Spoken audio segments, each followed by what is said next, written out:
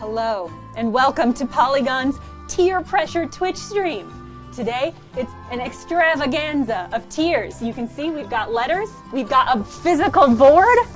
We're doing tiers all day for hours upon, well, a couple hours. A few hours. Anyway, what we're doing today is everybody on the video team and Mr. Matt Patches is doing tier lists specifically dedicated to their areas of expertise. So we got a Pat tier, we got a Jenna tier, we got a Clayton tier, we got a Simone tier. We're going to start off with the Patches tier. We'll talk about Patches in a moment. But just wanted to tease that our final tier of the day is something that you will be able to vote on. We'll reveal what the potential topics for the final tier of the day are a little bit later. But before we get there, I'm going to send it to Pat, and he can tell us about gambling. Teach us how to sin, Pat. Hey everybody, welcome to the Sin Station. We're going to have some predictions going over the course of the night where you can put your channel points that you have saved and earned towards little predictions. And at the, as Jenna mentioned, at the end of the night, we're going to have a vote where you can use any accumulated channel points to decide what the final tier list will be. That is not determined yet. We have two options for you. You'll learn about those later. But ready? Check this out. Check this out. Is Venom going to be S tier? That's your first prediction. You got a minute to make that prediction right now. What I love about that is that they do not know what the category is. That's a great point. Is Venom S tier? Based on, we'll find out. What I like about that is if they know anything about you, they can probably guess. So actually, Matt Patches, tell us about yourself and your tier. I do have extreme feelings about Venom, but well, thanks for having me on the on Tier Pressure.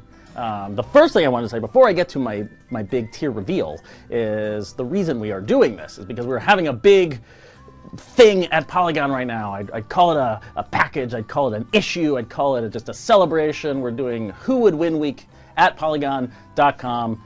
We're doing a stream. We have stories on the site that are really cool. If you go to Polygon.com, it's just absolute mayhem right now. It's really colorful, ecstatic weirdness. And we're also doing a poll on Twitter. So if you go to twitter.com/Polygon, you can find our kind of March Madness-y bracket. I don't think it's like any other March Madness bracket that people have ever seen. Right now there's a very heated competition between Kirby and Garfield. That's where we're at. So everyone should vote on that. We're in round 2 right now. It's going all week.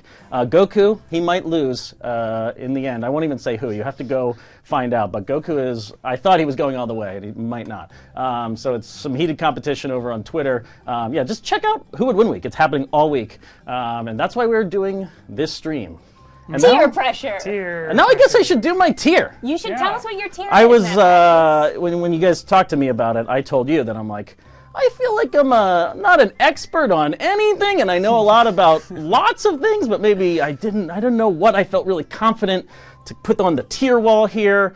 But I came to a conclusion. I think I've watched most movies involving aliens, so I thought I needed to put some aliens on the board and get pretty specific about it. So I'm going to talk about the most powerful movie aliens who've accidentally arrived on Earth. What do you mean by accidentally? Specifically. Okay, so thank you, Clayton, for asking, because I do have some rules. Obviously, if I was going to just do a big tier list of movie aliens, that would take all day. There's so many and so many questions. Like, we spent a lot of time talking about if Sonic the Hedgehog from the movies was actually an alien, and I actually reached out to Paramount Pictures. They have yet to get back to me to confirm if he's an alien or not. I think he's a multi-dimensional being, so he is not on this list. Okay. But I do have a few notes. Literally took some preamble here to kind of set up the list. So I think the most important thing about this list is there's no invasions, no aliens who are invading Earth should be in contention here. That's not accidental, that's very intentional. So no Independence Day aliens,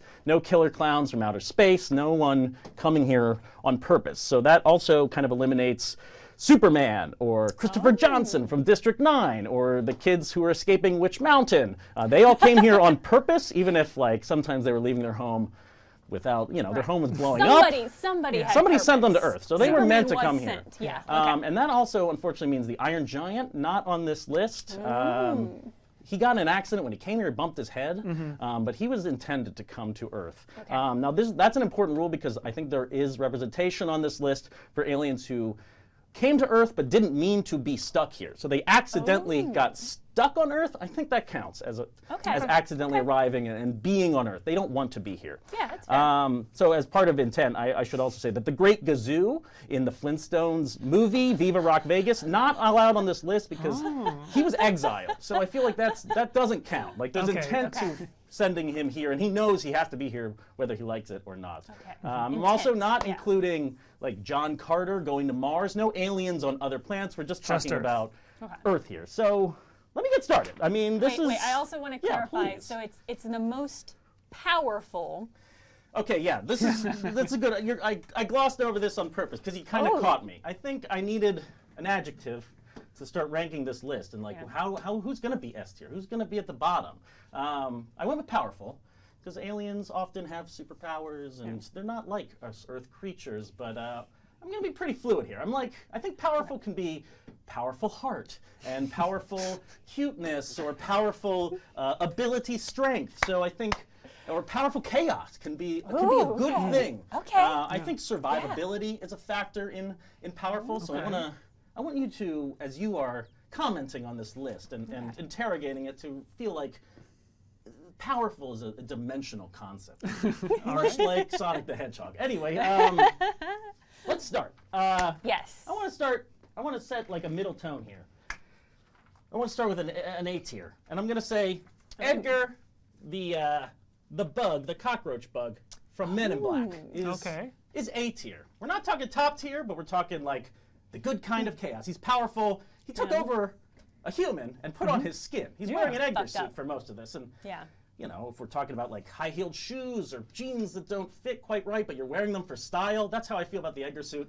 He's hurting himself to live a life and to succeed on Earth while he's accidentally here. So I think he's like a pretty powerful, even if villainous alien character. That's fair. Agent K was like, he was intimidated by it. When he heard there's a bug, He's seen a lot of aliens. he was like, oh, Hard no. to kill. Yeah. Yeah, notoriously hard to That's kill. why Edgar, A I tier. feel like he also has like mildly extra dimensional powers because like the amount of bug that's in that Edgar suit is disproportionate to the amount of space in an Edgar. They stuff it in. It's like a Mary Poppins bag, but for alien bodies. That feels very powerful. So I think I wouldn't agree want it to with happen this. to me. Now here, Controversial opinion here from Matt Patches. Does not want to be skinned and worn by an alien. sorry. Now here's where maybe I'm starting off with controversy immediately. Does it help if I put them over here or further out? Whatever. Yeah, I'm just gonna start go from with that everyone. Megatron. Okay, Megatron. Okay. Now Megatron wanted to come to Earth. Okay, he did want the Allspark. I understand.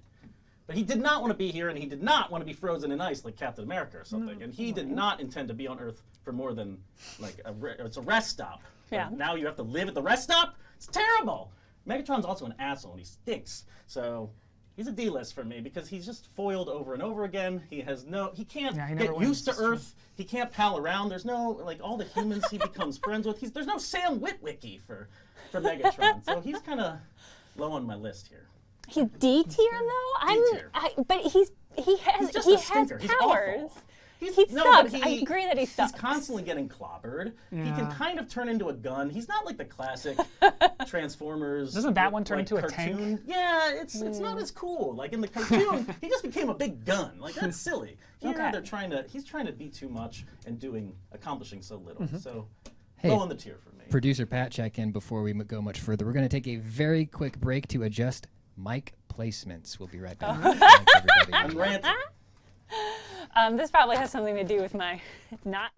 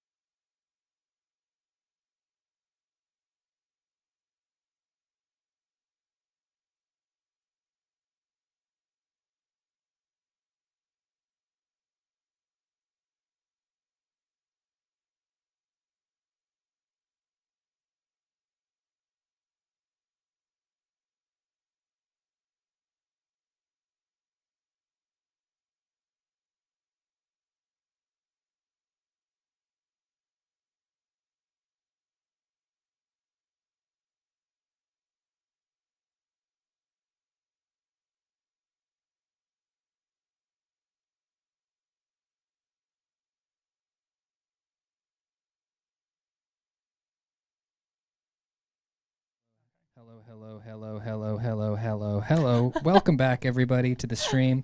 Okay, that wasn't just for us. You were talking to stream. Oh yeah, I'm letting everybody know what's going on here. We've hopefully fixed some of that mic stuff.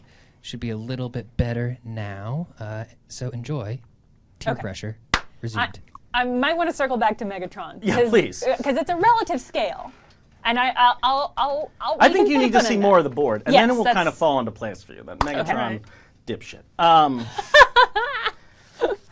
Now, this is not much of a step up, but showing effort here. I'm going to go with Beldar Conehead. I don't know if you guys are, if this is a poll or not. But, you know, Conehead, SNL concept. The world building, though, in this movie. Oh, man, it's just like they have cone-shaped spaceships that they come to Earth on, but they get lost. He starts a family. But he can throw down, too. He eventually gets zapped to his home planet and has to compete in some sort of, like, arena sport, like he's Russell Crowe in Gladiator. I mean, Beldar kind of shows up. But he's also Beldar Conehead, and I feel like he can only achieve C tier on this list for reasons, I don't know. Once you see the rest, I feel like it'll all fall into place. I guess I'm struggling with Megatron and Conehead. Megatron's just such a loser. I don't know. Who would win week? It's not just being powerful is not just about. No, it's not being a good leader. It's true. It's about inspiring crowds. It's not about being a good tank necessarily. It's not just like a fist fight or something. Only one of them has a family. That's right. That's true. That's powerful. Yeah. Okay, yeah. All right, maybe not happy with this one. I don't know. I'm going to go with Pennywise D tier. Oh, so this Okay, alien now clown, let's talk about this. You said no alien clowns. Why this one? No, I said no killer clowns from outer space. Damn. No, it's Very fair. specifically the ones that come in circus tent spaceships. And no, Pennywise, after looking it up a little bit, I realized Pennywise does come from space. Yeah. Canonically. Notoriously an alien, yes. And I don't think he wants to be here. Now, I do think he's a very powerful being, just from like what he's capable of doing. I just don't think he used his time on Earth to do much. Like, it's not just villainy. It's like he only shows up every few years. Like, well, I'm going to blow your mind. Please. Because in the book, and this is something not a lot of people know, and it's part of my personal mission to get it out there. This is great. It is a female of its species. Okay. And gives birth to quite a lot of eggs. In the book, they actually go down and destroy a bunch of Pennywise's eggs. That is what Pennywise has been doing. So if this was the you're saying motherhood isn't powerful. No, whoa! I am not saying that. I wasn't going to use this time here, but to my pregnant wife, I just want to let you know that I don't think that. No, that's book canon. I'm going to go with movies canon, which I am pulling a little here. I'm playing Fast and Loose, because I'm not sure it's established in the 18 hours of It movies that were made for some reason that Pennywise is an alien. No, they cut that if for some reason. If we got to see more of that, I would be. Okay. I think she'd go up a tier, and maybe you know what? Maybe she should go up a tier. Well, I'm open to this. Can I make you a counter offer? Yeah. Pennywise's power is derived from the amount of fear it is able to produce in other people. So the fact that you don't think Pennywise is powerful makes Pennywise not powerful. Whoa. Right. So you go. There you go. Perfect place. This is kind of wrapping up my just pure chaos segment here, but I'm going to put, I was thinking a lot about Godzilla characters. There's a lot of Godzilla versus movies, a lot of things from space, but not a lot of things accidentally from space. But I'm going to have to give my first S here to Ghidorah, the three-headed monster. Congratulations, now, Ghidorah. Yeah. I do want to say for the sticklers out there that Ghidorah has shown up in the Godzilla movie several times, and I don't think that every time, canonically, Ghidorah is an alien that comes to space accidentally. But I think in the first movie, a meteor brings Ghidorah and blah, blah, blah, they fight. So, just raw power. Like, if I am going with powerful as three heads. 3 heads. 3 times the power. Really powerful. If I'm not mistaken, didn't Godzilla need help for that fight? Exactly. Okay, yeah. People have to show up to defeat Ghidorah. The person we thought was king of the monsters needs help. Mm-hmm. I'm putting Ghidorah at S tier. Thoughts? No arguments there. I think it's fair, yeah. If being in a union has taught me anything, it's that 3-headed monsters are more solidarity. powerful than... I'm seeing solidarity. Yes, I'm loving it, yeah. Now I'm kind of going over to more of a cool factor. And talking about, there are definitely humanoid aliens that fit this bill. So I'm going to start, and I was really struggling here. I do want your opinions. Because I originally had Thomas Jerome Newton from The Man Who Fell to Earth on a B tier. But I'm thinking about a C tier because, unfortunately, look, I don't want to dismiss his problems, but he ran into like alcoholism, sex addiction. He's just like falling apart here on Earth. I just wanted to see a bit more of a bounce back for the guy. Like, I don't know if he ranks high in the powerful. If this was an empathy scale, I think he would be like right up there. I really find him compassionate because he's trying to find water for his whole planet. I don't know. I think C tier feels right. Yeah. And that's unfortunately. That feels generous, but he is played by David Bowie. David Bowie. That's the thing. The David Bowie DNA that's in play here. Yeah. Raw sex appeal, even with reptilian eyes. Yeah. He pulls it off. I think C tier perfect. Yeah. A step up here, I'm going to go with the brother from another planet, my first B tier.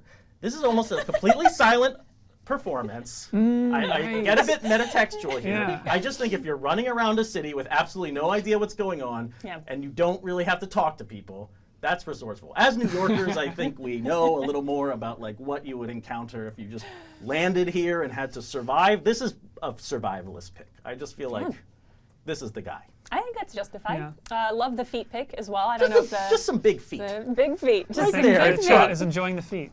Oh, of course they are. I think. Can't see it. It's a little far from here. But I'm assuming all that is enjoyment of the feet. Yeah. Maybe the opposite of the spectrum when I'm thinking about these guys. Just the worst would be Uncle Martian from My Favorite Martian, the movie remake of the TV show. Loved to see Christopher Lloyd get something that wasn't Back to the Future. Not happy that he's playing an alien who just like vomits his body parts into kids' faces and gets electrocuted and is making things fly around. It's just like, speaking of Mary Poppins, he's like the evil Mary Poppins. He's just, everything is flopping. I'm not a fan of Uncle Martian. Everything is flopping. Have you guys seen this movie? This is a movie that no one has ever referenced, has never seen. This movie does not exist. But the fact it does, that you have unfortunately. seen it justifies your expertise. You also for me. specified that it was remade from a TV show I was also not aware of. So Yeah. We're learning a lot here. Yeah, we are. Peer pressure. Maybe you have seen this one. I'm going to put the alien from Super 8 Interesting. Oh. with a C tier. One of those Okay. things that looks threatening but kind of is cute in the end. They're definitely going for an ET thing here Yeah. in Super 8. He's a bit more of a man on a mission. He's building a spaceship. He has these clusters of things. It's a ridiculous movie, and the alien is swole as hell. He's just like a muscular alien dude who doesn't really care about anything that's going on with the kids in the movie, but just like he's on a mission. So I was thinking about ranking him higher. I gotta say though, I think the J.J. Abrams generic alien effect that's carried over from Cloverfield Yeah. knocks this guy down a rank for me. Okay. Yeah, I think that's I just fair. feel like he's not himself. This was like the first thing that reminded me of this movie in a while. It's just not staying power either. Exactly. And he leaves the planet. There's no like, Damn. there's like a fake ET moment at the end where they're like, wait, and it's like, we Guess did I not build a relationship here, Yeah. kid. I'm just building my car and leaving. Sorry, Cooper, I guess. No, I think this is fair. I did see Super 8, but boy, could I not tell you a thing about Cooper. Yeah, that's the thing. I'm like, Yeah. Okay. Speaking of ET, let's put him on the board. all right. Now here's the All thing. the way. I got some pushback internally at Polygon about putting ET this high. That maybe ET kind of sucks, and I wanted your opinion. That people have soured on ET over time. I think he's an S tier. I think he's the ideal. I'm lost. I need friends. I'm like learning about Earth culture, dressing up in costumes, eating Reese's Pieces. Yeah. He can like heal people. He Yeah, he's builds got his glowing- own phone. glowing I finger. could not do that. Yeah. E.T. phone. Yeah. Oh. What do you think? Is he Am too I high? imagining- Have people eclipsed Is ET? he like an allegory for Jesus Christ? I can't remember that movie. Whoa. Like he heals people. He brings does them like die that. for Like, he almost man's dies. sins. He kind of almost dies. But he comes back. Well, comes back. Does he? You And then could they say fly. anything But then he about leaves. ET. Yeah, then he goes. He does Wait, but fly so did like Jesus. Who's he trying to call? Was it Dad? Whoa. God. We're putting the whole theory together during this. I don't know. ET S tier. Yes. Yeah, He sets the bar. I think I agree. I think I agree. You're stuck on Megatron. You just deep Well, sympathy for we'll the circle back to Transformers. Megatron. I don't even feel that strongly about Megatron. E.T. does, I think, yeah, staying power-wise of all of these, I think E.T. is the most impactful. This is going to be a controversial pick. Uh-oh. Following E.T., I have to put Mac from Mac and Me on the board. Now, Mac sucks. He is a copy of E.T. He loves McDonald's. He's basically McDonald's branded. I watched this movie again recently because there's so little time on this planet that I've dedicated myself to watch it multiple times. With your Just children to or know, with not your child? not with my kids. No, Okay. just by myself. Wanted to know if this movie was absolute trash or just carbon copy, like bargain bin Walmart trash. It's actually not that bad. I feel like Mac is an inspirational figure. He wants to get home. The problem is he's like made of silly putty, and he keeps getting slapped around and he's just getting annihilated in this movie, and I feel for him. And I actually want to go B tier with Mac. Have you guys seen this movie? Have you seen how spastic Mac gets? There is an entire dance scene set in a McDonald's where Ronald McDonald is dancing with Mac. That's unfortunate for the movie. I've just seen a bit that, too branded. that clip that. Oh yes, that Paul Rudd Conan- shows on Conan. Conan every time. O'Brien. Yes. Yeah. Oh, right. That's all I know of it. There's a kid in a wheelchair who Yes. goes over a cliff. Yeah. But Yeah. Mac saves him. Okay. Oh, I didn't How? actually see E.T. doing a lot Okay. of saving while he How was does, here on Earth. but and yet this Mac Well, is E.T. has a lot of here. superpowers. He can do a lot. He's kind of... I don't Honestly, know. I'm Now just gonna starting have to think. like go with you on this one. I have no idea. Yeah. All right, here. Controversy. Now, this is unfortunate. I'm going to put Gonzo on D tier. What? Here's the thing. Okay. Gonzo's great, but Gonzo's a terrible alien. And they should not have made him an alien in Muppets from Space. I agree with that. That is egregious. But he does he not need a is. backstory. He does not need a Gonzo family. No. And by doing so, he is the worst. All he needs is his chicken wife. It is I don't weird question that. It is weird that he's an alien, but he is an alien.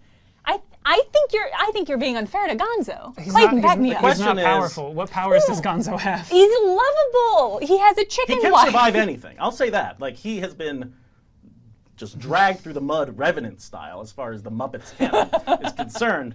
But I just think by the time you get to Muppets in Space, if we're talking about all of Gonzo, I think I could be convinced if I separate his context as an alien from the Gonzo story, I could bump him up a tier. But I like as an Gonzo alien, a lot. He's one of my favorite Muppets. He's just not a powerful alien. Like I'm maybe he could shocked. be C tier. Maybe he could be C tier. But Shocked and appalled. are you going to be upset if he's on the D tier? No, at the I'm end of this? going to respect your ultimate decisions because I am going to expect my decisions to be respected when I get there. That is fine. But I'm Now I'm just going to put more cute aliens on the board. CJ7. You ever guys see this movie? This is another E.T. knockoff. Stephen Chow. what is Just an this? adorable Pokemon-like creature. yeah, it seems like that's it. very cute. I really have nothing to say other than that he is cute. He's feeble. He is not a good alien. His head is furry, but his body seems smooth. I mostly looks wanted like- him on the yeah. list to contrast Gonzo and be like, What? here's a Why character would we you- why love, would you and here's like a character we Gonzo? don't care about, and he's above. What? That's how bad Why? it is to make Gonzo an alien. Wait, is he actually It's in your powerful? list. Is he actually powerful? CJ7? Yeah. I mean, he has the typical alien powers and... Which are? Okay, he's not very powerful. I'm going to put CJ7 on the tier of Gonzo, okay? Okay. He's not a very good alien, and he's a complete ripoff, even more than Mac in some ways. I can't. The Gonzo slander in here is outrageous. You'll agree with me that the cat from outer space belongs in the B tier, right? Sure. Yeah. It's just a cat. I really Yeah, have it's nothing great. to say about it other than it is a beautiful feline who has the entire CIA or whatever chasing him throughout a movie, and it's just images of a cat running around a spaceship. Yeah, it's good. B It's a tier, in classic my bit. opinion. Yeah, I Thought-provoking. think it's good. How is the cat an Good. alien? That's from Yeah. Captain Marvel. No, that is from The Cat from Outer Space. Is it a Disney Oh. original? It is a Disney movie. I was it's called The thinking Cat from about- Outer Space. That's The Cat from Outer Space. I mean, Okay. it is. I was thinking of something else. I was thinking of Captain Marvel's cat, who is an alien. I'm realizing, looking at this board, I was about to put Stitch from Lilo and Stitch on the B tier. How could you? Wow, I know. The entire whatever the I'm face, rethinking. space government is in that world is like I'm going- mobilized to I'm chase gonna him go. down. I'm gonna go A tier here. I think I was. I don't know what I was thinking with Stitch. I mean, I'm he's glad a you criminal. didn't go lower. It could be a S tier. He's not a nice guy. He has to warm up. But That's true. Yeah, he's got a lot of powers. Big mouth, big teeth. He can transform his body. He like Extremely retracts lovable. arms inside himself. He has a lot of power. Yeah. He's graduating Yeah. to A tier. He has to. Yeah, I think that's fair. I think these guys are cute, and I think they're super powerful.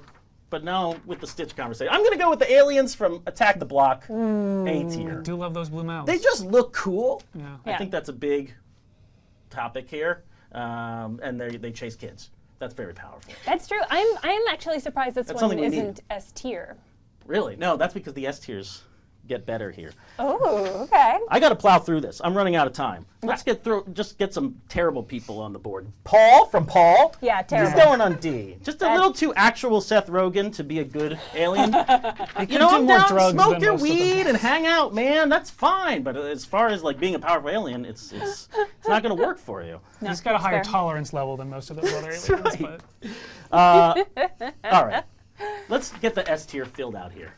We're putting the Thing Oh, up yeah. at the top of the okay. board. Yeah. This is a goopy alien. He could do anything, I think. It just and Yeah. he clearly doesn't want to be here. He's frozen in ice as well. Kind of established in the beginning of the movie, The Thing. And I don't know. He becomes a spider creature. He bursts out of people's chests. This guy's the real deal. Yeah, perfect mimicry. The Thing. He's everything. impeccable effects to this day. Yeah, classic. Yeah. Classic. Close, but maybe less conscious, and therefore not as high, is the Blob from The Blob. I love the blob. I mean, it's right there in the title. He's just blobbing around. It's so cool. Purple, I'm glad that he's not just like black or some other, he's bright purple and blobbing around. Yeah, great energy. Love the blob. But B tier. Yeah. It devours some people. All right, this was discussed in the poll. I'm going in. There we go. There's your payoff. Venom I is knew. S tier. I knew. He does it all. He doesn't want to be here at all. I think that's actually important too. For Yeah. the whole like accidental alien concept, you really don't want anyone who wants to be on Earth. That's important. Has a drive to like get out of here or Yeah. break traditions. And I feel as soon as Venom showed up and he fused with Eddie Brock, he like wants to live his own life, but does not fall into line with Earth culture. Is the fact that he needs to fuse with another person put him down the rank at all for you? Wow. I know you're married. I do like a bond. Yeah. I do appreciate a bond. That's really interesting. Does his symbiote status, he's not standing as tall as our other. Now, the Thing would be very similar in that respect. Yeah. Yeah, I think the Thing has its own basic form. It's taking other forms. Well, the As a Thing doesn't defense give a mechanism. shit about anybody else and is ripping through people. So it's That's like, true. But Venom needs an Eddie Brock. Wow. Does Venom never go off without any inside of it? Any human? It can slither around. Oh, it does, because in Venom 2, Let There Be Carnage, he is alone and he goes and does the rave party and like gives his big speech. I don't think he's fused with anyone, but he slowly dies and decays when he's not connected to some sort of human. Codependent. You might convince me. I'm not doing this just because of the vote. A bigger question is, has Pat already awarded the votes? I have awarded the Okay, all right, Venom okay. S tier. All right, no, yeah. All right. So this We're is hard this back is this in. it? Is this that last one? That's the This last is one. it. This is the board. All right. This is a We've beautiful ranked board. Except for accidental Gonzo, aliens. you monster. I agree otherwise. I I await think feedback. Stitch could have been higher. I think Stitch is S tier. Stitch is S tier. And Megatron, still a little confused by it, but he does lose a lot. So, I just think he stinks. but Can't he's, we But agree? Gonzo's great. he leads an entire nation. Gonzo's the opposite. Make He's a movie where you charming. undo his alien history, I and would I'm on never. board. No, I elevating him. respect the canon. All right. Okay. So what's coming up next, Jenna? Up next, so many people from the Polygon editorial team have recorded their own mini tiers. And so we've sprinkled that in between our larger tiers to give us a chance to lie face down on the floor, like we do in between segments. So we've got an interstitial. Who is this interstitial from? Susanna Polo. And if I remember correctly, she's doing DC villains.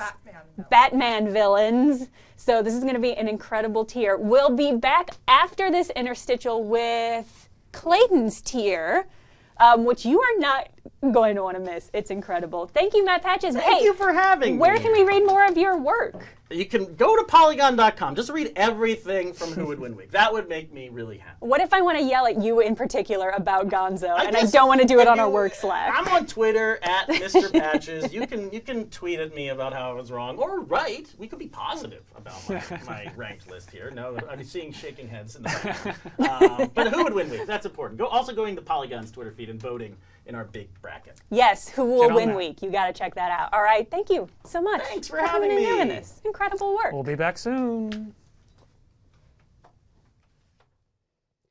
So good. This is so good. Hi, I'm Susanna Polo. I'm Polygon's entertainment editor and resident Batman beat reporter. And I'm going to give you my ranking of these 30 Batman villains.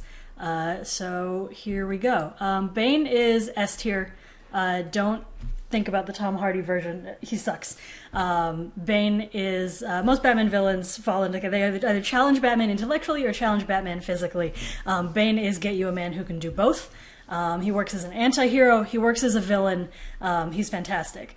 Black Mask, I don't like him. He's a mafia boss who put on a mask. Like, try harder, man.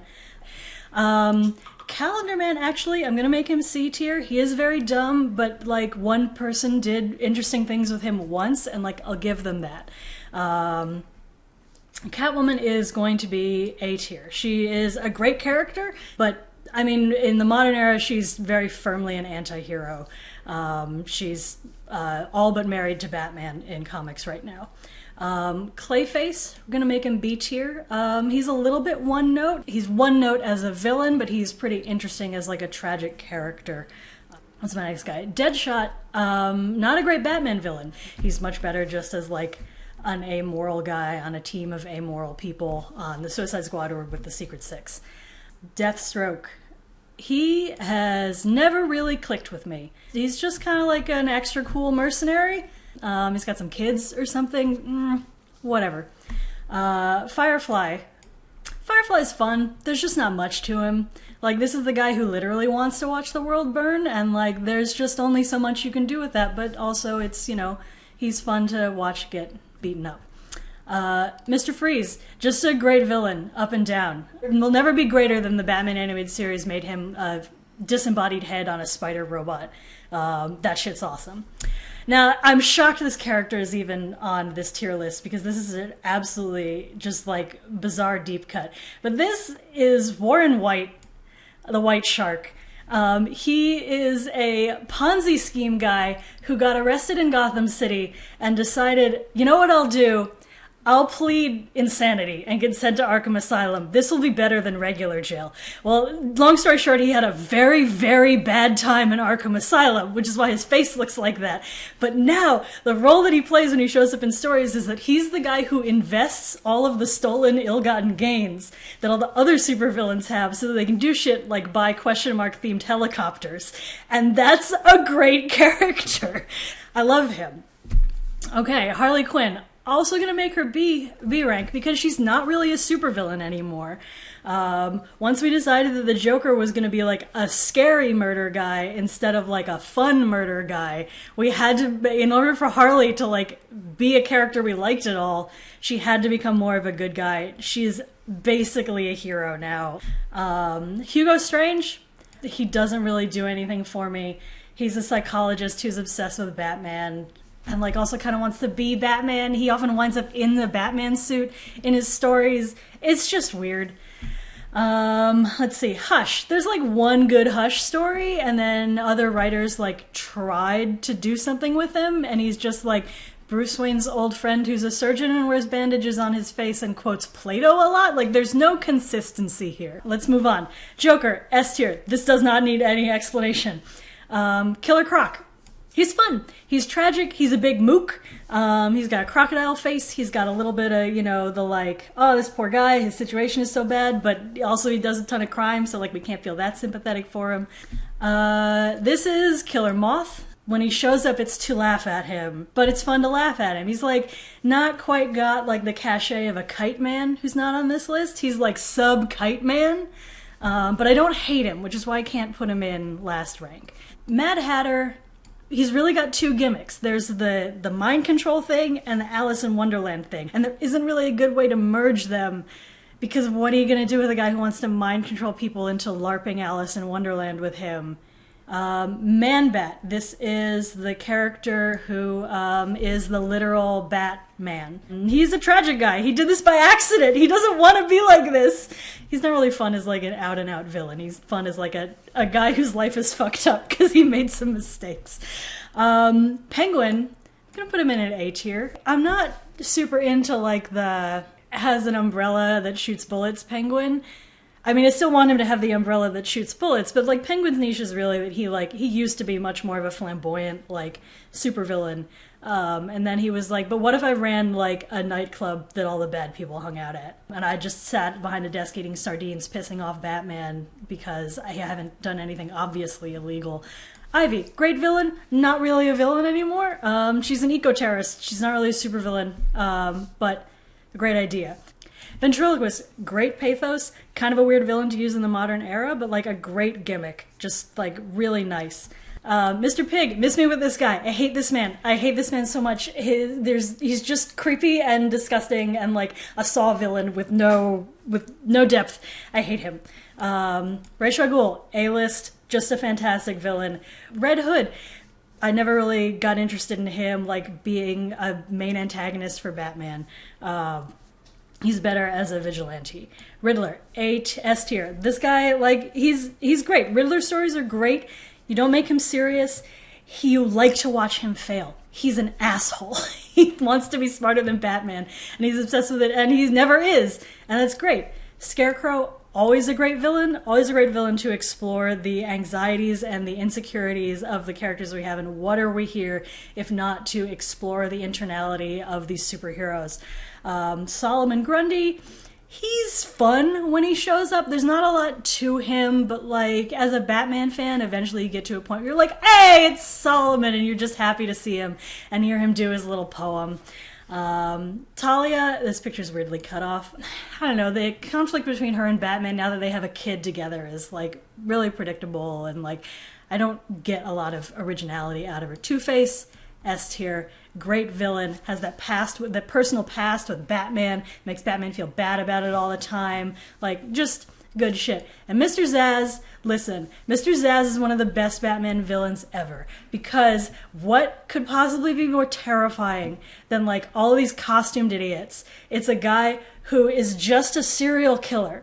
He just wants to murder people. He doesn't want to make a big show out of it. He doesn't have a tragic backstory. He just likes killing people, and there's nothing you can do to change that. He's great. I love him. That's Z. We're done. Yay.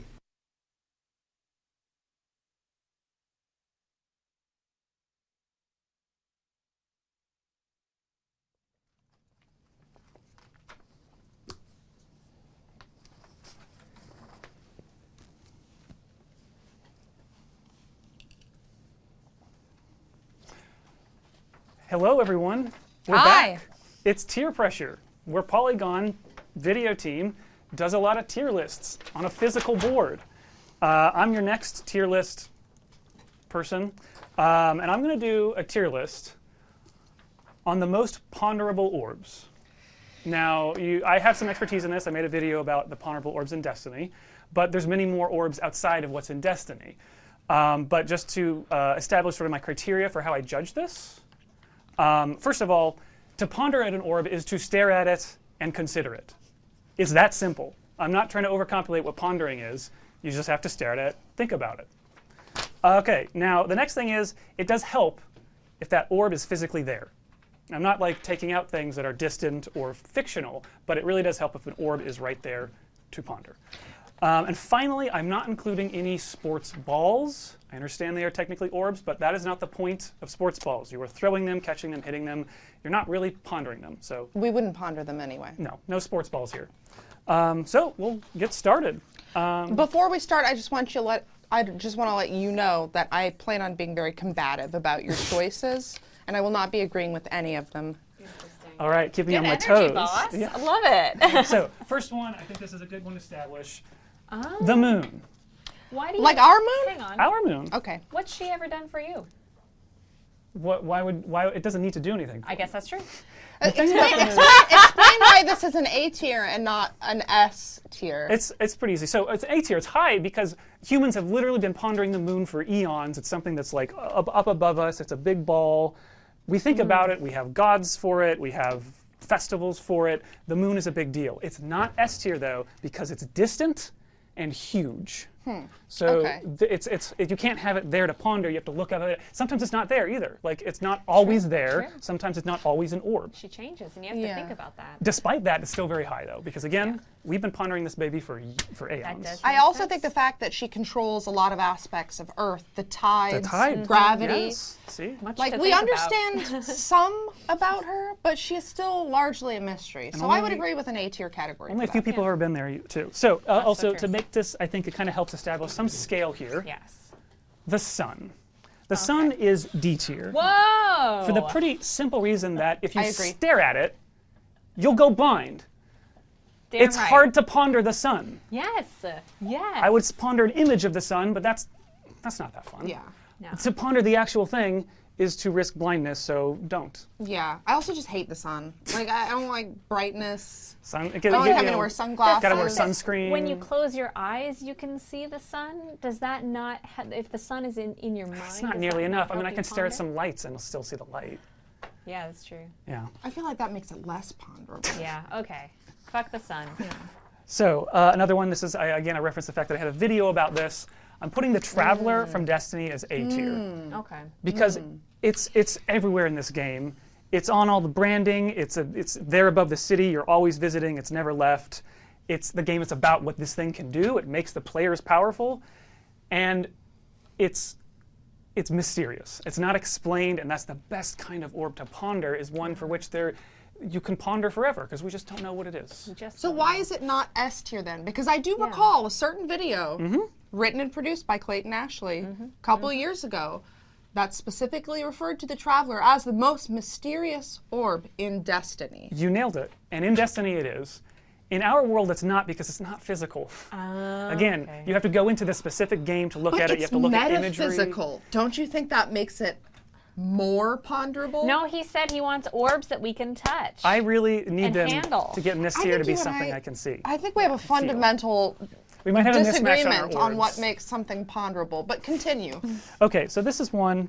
Do yourself a favor someday and Google roundest bird. This is why you sent me that. If you Google roundest bird, you're going to find this little guy. It's the bearded reedling. That is very cute. It's extremely orb-like, which is fantastic. I love this bird. Now, it's not always looked this way. So, you Google some, you're not going to see such orbtacular birds. But a lot of them you are, because again, it is the roundest bird. The reason I'm not putting it up higher is that even though it's physical, this is a physical bird, you're probably not going to see it up close. It's probably going to run away from you if you get that close. And if you look at it through binoculars, that's not pondering, that's birding. So I don't know. I fully believe that, I mean, you could orchestrate an opportunity where you can hold the bird gently and cradle it and ponder it. I just doubt it's, pondering can be something that takes hours. And I don't think that bird's going to stay there very long. What is birding if not pondering? But it's a separate thing. Watching, it's a separate thing. Seeking. But there is a lot of overlap there. There's certainly overlap, but the birders have their own label for it, so I'm not going to count it as pondering. Yeah. That's you can't fair. fuck with birders, Tara. Not again. I'm sorry. I don't want to upset the birding community again. All right. So I think this one is kind of critical for a certain. I'm going to reorder this so we have some, build up for it. So, Sure. Epcot. Ooh. This is a physical building you can go and see. It is a building you can go inside, and there's a ride called the World of Tomorrow, which is about humanity's progress from like the beginning of human industry until modern era, and it's a lot to ponder. It's just that you have to go to Disney in Florida to ponder this orb. Oh. So for those reasons, I'm going to put it as a C. Yeah. Yeah, that seems fair. It's an impressive piece of architecture, but for an orb you got to ponder, you got to spend a lot of money to go ponder it. And you got to go to Florida. Also, like, you can go inside and see what's inside, which kind of takes some of the joy out of pondering Yeah, the it orb definitely itself. takes the mystery out of it. Yeah. A little less, yeah. Like, if they wouldn't let me in, that would be one thing, but I can just walk in there. And you can't really ponder when you're So inside of far. it. It just gives you things to ponder later. Yes, yes, yes. Okay, so I know this is important for some gambling on the stream. Is my next item the Death Star higher or lower than Epcot? And I'm sorry for anybody who voted the other way, but it's definitely lower. Whoa! This massive weapon was designed by the Empire to rule based on fear and let the regional governors handle the day-to-day administration of the Empire. That's fucked up. I don't want to think about that, let alone ponder it. And you got all the other things I've mentioned here. It's fictional. It's not a physical thing. But it's just like, if you tried to ponder it, you're just going to ponder genocide. Why would you want that? F tier, D tier. If there was an F tier, I'd put it there. I see what you're saying. Although I don't think the fact that it is negative necessarily makes it less ponderable. I think it makes it less pleasurable to ponder. Well, I guess, is the actual title most... I just think ponderable orbs. I'm thinking of this as most ponderable. I want the things that are the most ponderable, and I don't want to ponder that. I guess that's just how I think about Sometimes pondering. we might have Okay. to understand it, but I think you're correct that it sucks as an orb. Yeah. All right. We've solved it. So next one, I think this is one you've probably encountered in your day-to-day. It's a snow globe. If that's not S tier, I'm going to lose my shit, Clayton. It's okay. So I'm gonna say I justify it by B tier Interesting. Excuse me? for the reasons that. Excuse me. You mean that specific snow globe? I guess this one. Because that one sucks. I agree. It's true. I guess it's fair. If Have you you have seen one, some of the snow globes out there today? They're wild. There's not even any glitter in that, Clayton. There's No some wonder snow. it sucks. That's That's the thing snow. is, That's not look, glitter. this is an orb you can only ponder for a short time of the year. And That's frankly, what makes it special. the Christmas we're already there's too much. The Christmas is breaking out of that season. We don't need to give reason for another thing to break out of that to extend the Christmas holiday season. And for some people, the holidays aren't great. So I want to give some recognition to that. They're that great for everyone. that the Christmas orb that we know is a snow globe orb. may not be fun for everyone. And it's very particular. Like, it's hard to ponder things other than Christmas or a snowman or whatever's in the orb because it's themed. And I don't like that. I want to ponder about mysteries. I can't abide by this. Simone. Question, teacher. Are there going to be other orbs, such as like the tourism globes that you can sometimes shake? That's a is that good one. spoiler? I didn't because I feel like I didn't think of those necessarily as always orbs. There's some that are like half. If there were an orb with Eggs? the I Empire don't know. State Building in it, would you ponder it? Potentially, but I think it suffers from the same thing as this one, which is that it's giving you a thing to ponder about instead of mystery. Okay, yes. But you don't know what's inside of there. You can't access the inside. You can see it, but you can't touch. You can't Can I taste drink it. it? Would You it and be I went toxic? same place. Clayton, move that up to S tier. I'm You gonna- can't bully him like I'm going to this. consider for now A tier, but I think I may have We'll get there. not left enough space. So we'll see. By the time Okay. this Put it tier back list down. ends, that will be S I tier. need to figure out your relationship So with snow globes. my next one is Ooh, an orange. nice. It's just an orange. It's C tier. That's D tier. Oh. It's Whoa. just. It's not going to hurt you. I mean, there's nothing to ponder. it's just an delicious. orange. Some controversy, perhaps from elsewhere in the studio, but This isn't a getting most looks. delicious orbs ranking. But Simone. when you pry open an orange, you don't know. Will it be succulent and ripe? Will it be dry and grainy? Like, Grainy? but, you know. It's just such simple things to ponder. Okay, okay. You want Okay. bigger questions. I've got a first S tier here. I think it's kind of obvious, but like, what else would I rank it as? Oh. The OG, the original orb, one of the few balls that I will allow on this list, the crystal ball. Now, I actually have some little This factoids satisfies here. me. Yeah. It's the definition of a ponderable orb. That's what you use it for, to ponder Yeah. things. It's meant for pondering. But I found some cool things. One of the first known references to crystal balls comes from the work of Roman Pliny the Elder, who described the use of crystal balls by soothsayers. At the time, crystal balls were referred to as crystallum orbis, and later as orbuculium. It has orb in it, so that made me feel even better about the fact that this is not originally a ball, it was an orb. Right. You can't throw it, or you Have shouldn't. them? You should.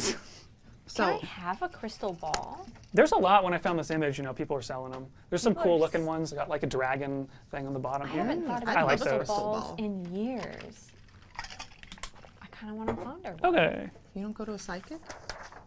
Yeah, my local moved recently, so no. Not All really. right. So we're going down to the other end. Uh-oh. This is a nuclear pit. Oh, What? yeah, that's an orb, all right. And trust me, you'll soon agree it should be the bottom tier. So a nuclear pit is something that's inside every nuclear weapon. And it is actually, it's kind of hard to see here, but it's orbs within orbs within orbs. So it's very much an orb. But the reason it's orbs, it's rings within rings, is the very center is the nuclear thing. It's the plutonium. And it's shielded by this stuff, I think it's cobalt, that reflects neutrons, and that's what helps start the chain reaction. But what this guy's doing here is he's showing how you can actually like modulate that.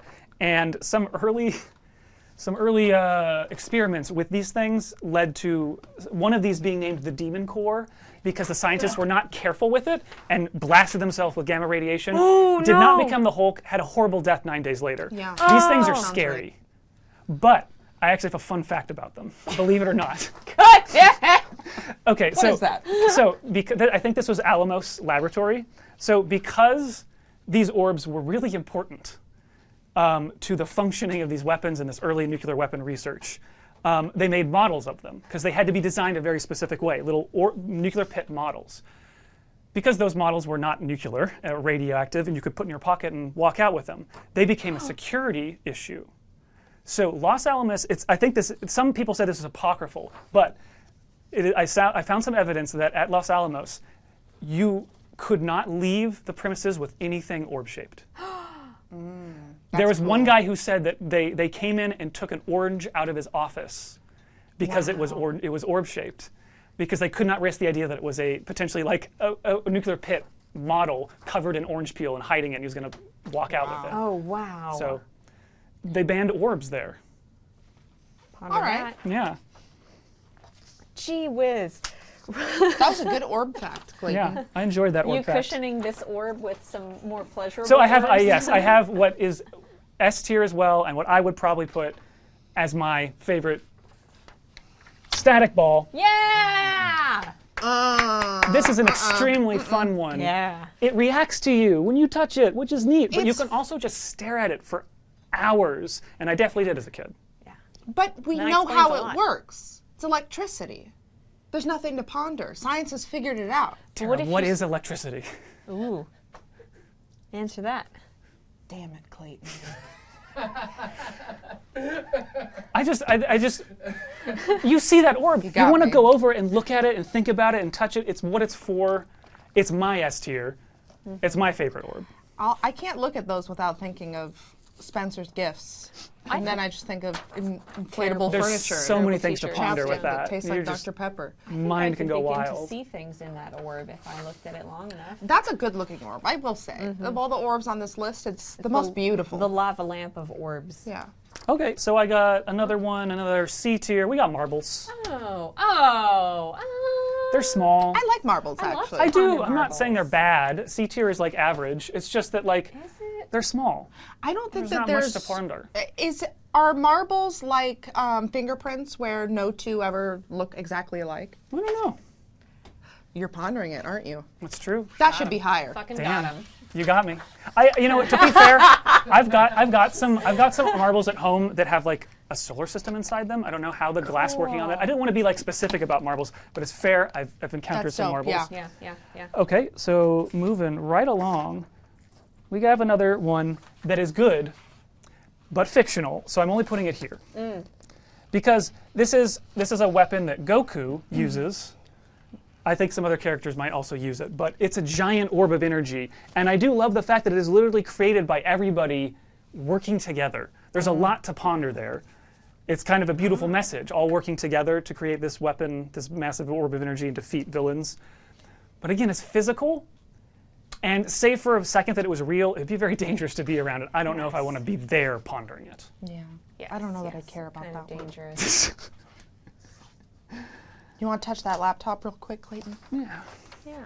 Let me see what everyone's yelling about. All right. Ah. Okay, so we have one here that I don't know. Maybe somebody else can help me with this because I don't know a whole lot. I'm putting it down here. This is Palantir. Oh, Palantir really? from Lord of the Rings. My only experience with this was watching the 3 movies, not the Hobbits, just the 3 Lord of the Rings ones years ago, maybe a decade ago. But I remember that like being a bad orb. It consumed people's minds. It's a corrupted orb. It's not. I think in its original state, the Palantir was not bad, but it was corrupted by Sauron. That's not the original state. No, but the Palantir, as a neutral object, uncorrupted, was not D. But in all those movies, it's bad. So Fair enough. he like chats with Sauron in it, and He's pondering it. He's doing some Slack messages to Sauron. Yeah, and, this is true. And doesn't it like corrupt another dude? I can't remember. It's been a while when I watched these movies. I just think that it's not fair to the Palantir because the Palantir was corrupted. And oh, you're just moving the Wow, what a fake out. It's also. I'm it's sorry not like for I'm your gonna loss, put Simone. it very high because it's also fictional. Again, it cannot physically ponder. Okay. Okay, so I've got one more. They probably physically made this for the movie. This is just drawn. I'm sorry. Okay, go on. We don't have time. This is my last one. It's another ball, but I think it's such a cool ball that it's got to be on here somewhere. It is ball lightning. Ooh, What's that? aggressive. So ball lightning is this very special kind of lightning that's extremely rare, and for a while, I think scientists assumed it was kind of like myth, people making it up, but it's become more of a confirmed phenomenon, I think, in the last like half century. But I think it's still something we don't fully understand.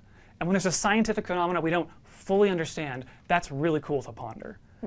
I think it has something. I mean, it literally is lightning that forms in a orb-like. I think there's been some cases where it like exists and like floats or something. I don't know. It's just such a weird thing. The only reason I'm not putting it higher, as cool as I think it is because it's so ephemeral.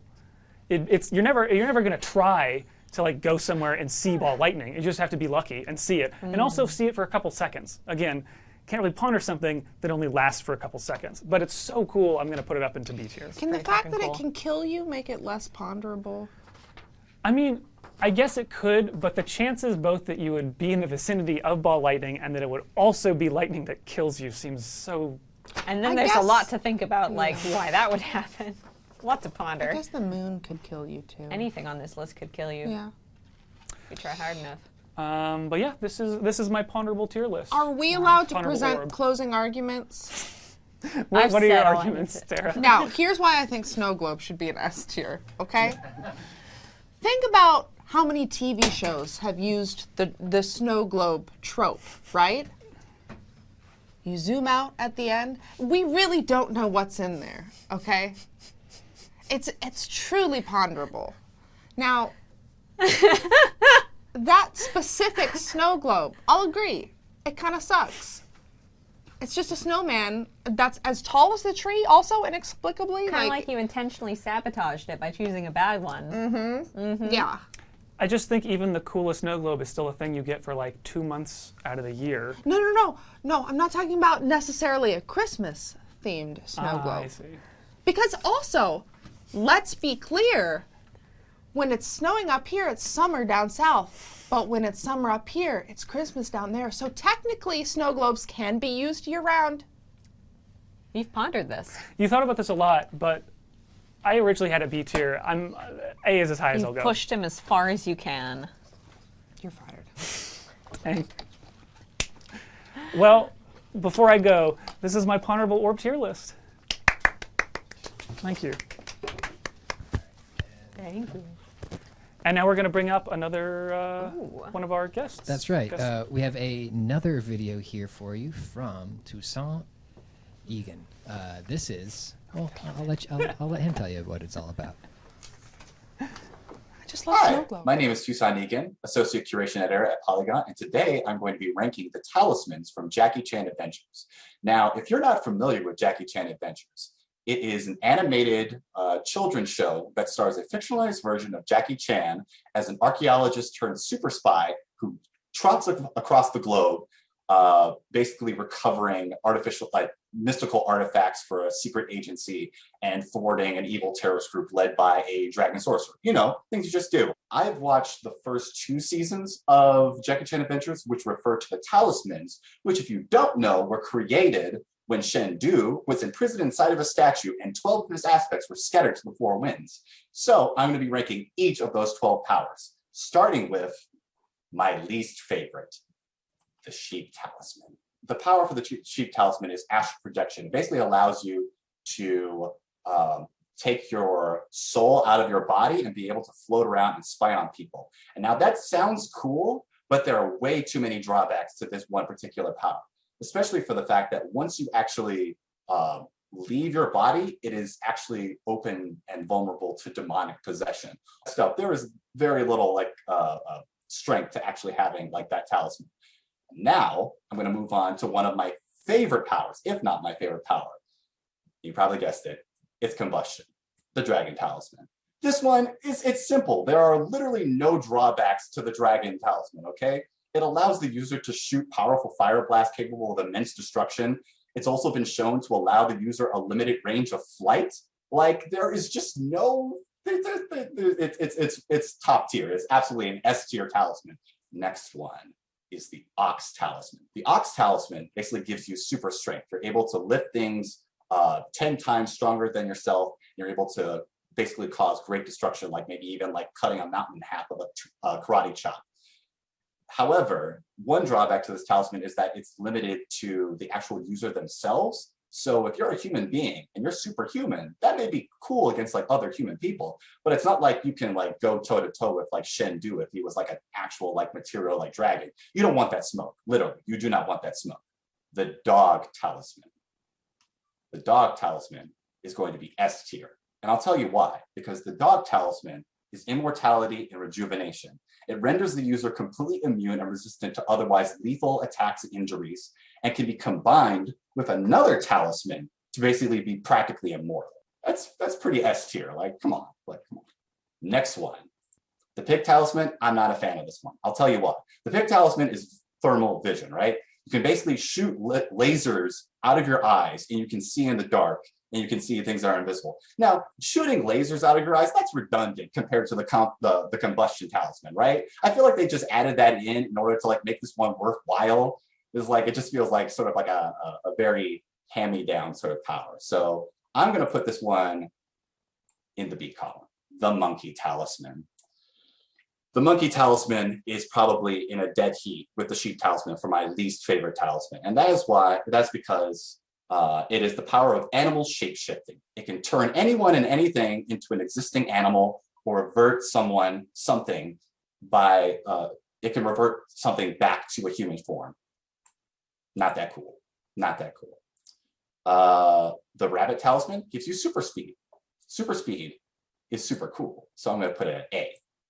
The Rooster Talisman is really cool because it gives you levitation and the ability to levitate objects around you. And when combined with the super speed one, guess what? You're flying around like Goku. You're flying around like Goku. That's awesome, okay? Nobody can refute that. Let's see. Next one, the Rat Talisman. The Rat Talisman basically allows you to animate inanimate objects and basically brings them to life. So if you have a favorite teddy bear, you can bring that teddy bear to life. He'll have his own personality. But the drawback is that those objects will still have the same durability as their original form. So I'm going to put that in the C tier. The Snake Talisman. The Snake Talisman, basically, you're able to turn invisible and turn other objects invisible. That sounds pretty cool, but also, there's not really much else to it. So I'm going to put that at B tier. Next is the Tiger Talisman.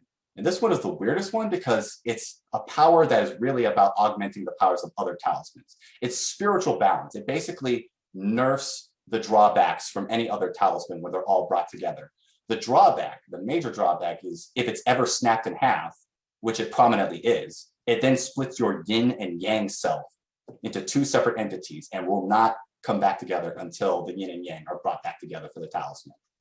So I'm going to put that in the C tier. The very last one is the Horse Talisman, and that is health and regeneration which heals every injury or sickness afflicting the user instantaneously. And obviously, when combined with the Dog Talisman, it means you're GOAT. It means you're over it. It means you're invincible, practically. So, Dragon Talisman, Dog Talisman, Horse Talisman, you probably don't even need the other talismans, really. And that's my ranking.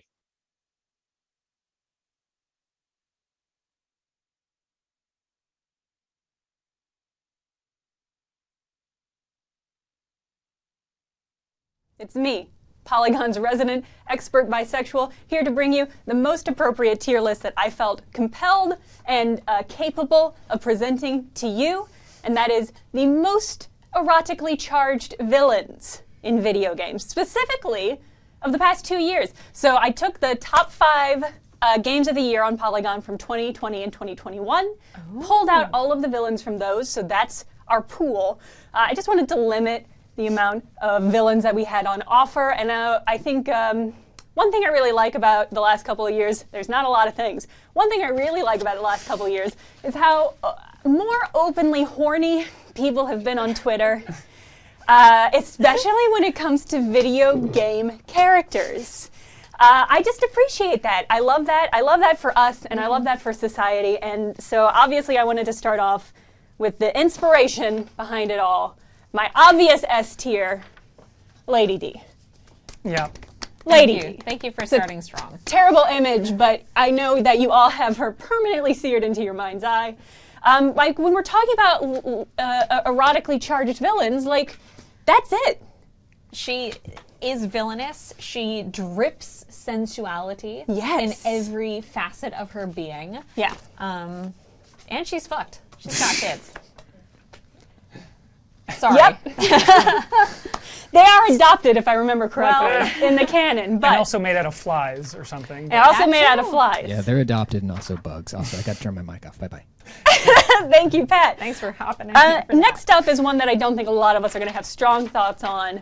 It is, I don't even know how to say his name, Escarum from Halo Infinite, technically kind of the villain. Sure. Yeah, I think this is erotically charged. I think pretty low. I think pretty low on the erotically charged list. Can I add one thing, though? Yeah. Did you listen to him talk? He does have a very good voice. Yeah. Kind of gruff, I'm not kind going of to say I'm powerful. going to bump him up that much higher, but I think that voice. I have a little wiggle room. I think, unlike our first 2 tiers, I didn't really plan or make notes to myself. So I'm very impressionable for all of these tiers. So if you feel like I think you're correct. Like looking at him there, I'm kind of implying a muscular body from this, and it reminds me of this great article about the Marvel movies called "Everyone is Beautiful and No One is Horny." yeah, it's a great article. Really highly recommend it if you can find it on the internet. You can because it's the internet. Next up, I think this one is going to be contentious as well because I think a lot of people's instinct is going to say pretty highly erotically charged. Oh. Theseus and Asterius. Your So- instincts are correct. Yes, I feel this. So you think I'm going to put this S or A tier? I do. I do think that. Here's the thing about them. These two are in love. I think these two are in love. And so they have got a good vibe with each other, but not with me, the player. And that's what I'm really invested in. You're right. That's what I'm invested in. These two are a beautiful couple. They're definitely couples goals. I love them and I love them together and I love that for them. But like that ain't for me. That ain't for me. I support their love, but that ain't for me. That's why I think C tier. I love them though. Yeah. Love those two. That's a good argument. Next up, and I'm really intrigued about Simone in particular's perspective on this one. No, I'm I can reading read through it the back. paper. Yeah. Sephiroth. How are we feeling about Sephiroth? It has to be specifically the new one. Yeah, it from has to be last the 2 new one. years.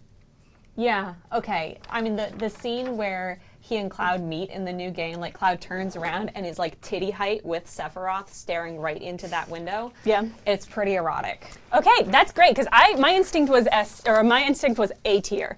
Not quite S tier. I think he's a little bit too much of an earnest villain to be quite an S tier for my preferences, but Oh, look at that sword. Yeah, like, right? S doesn't stand for sword, it stands for sexy. Nothing to ponder there. No, but he's got beautiful hair, beautiful face, built, big sword. That's an A tier. Very erotically charged.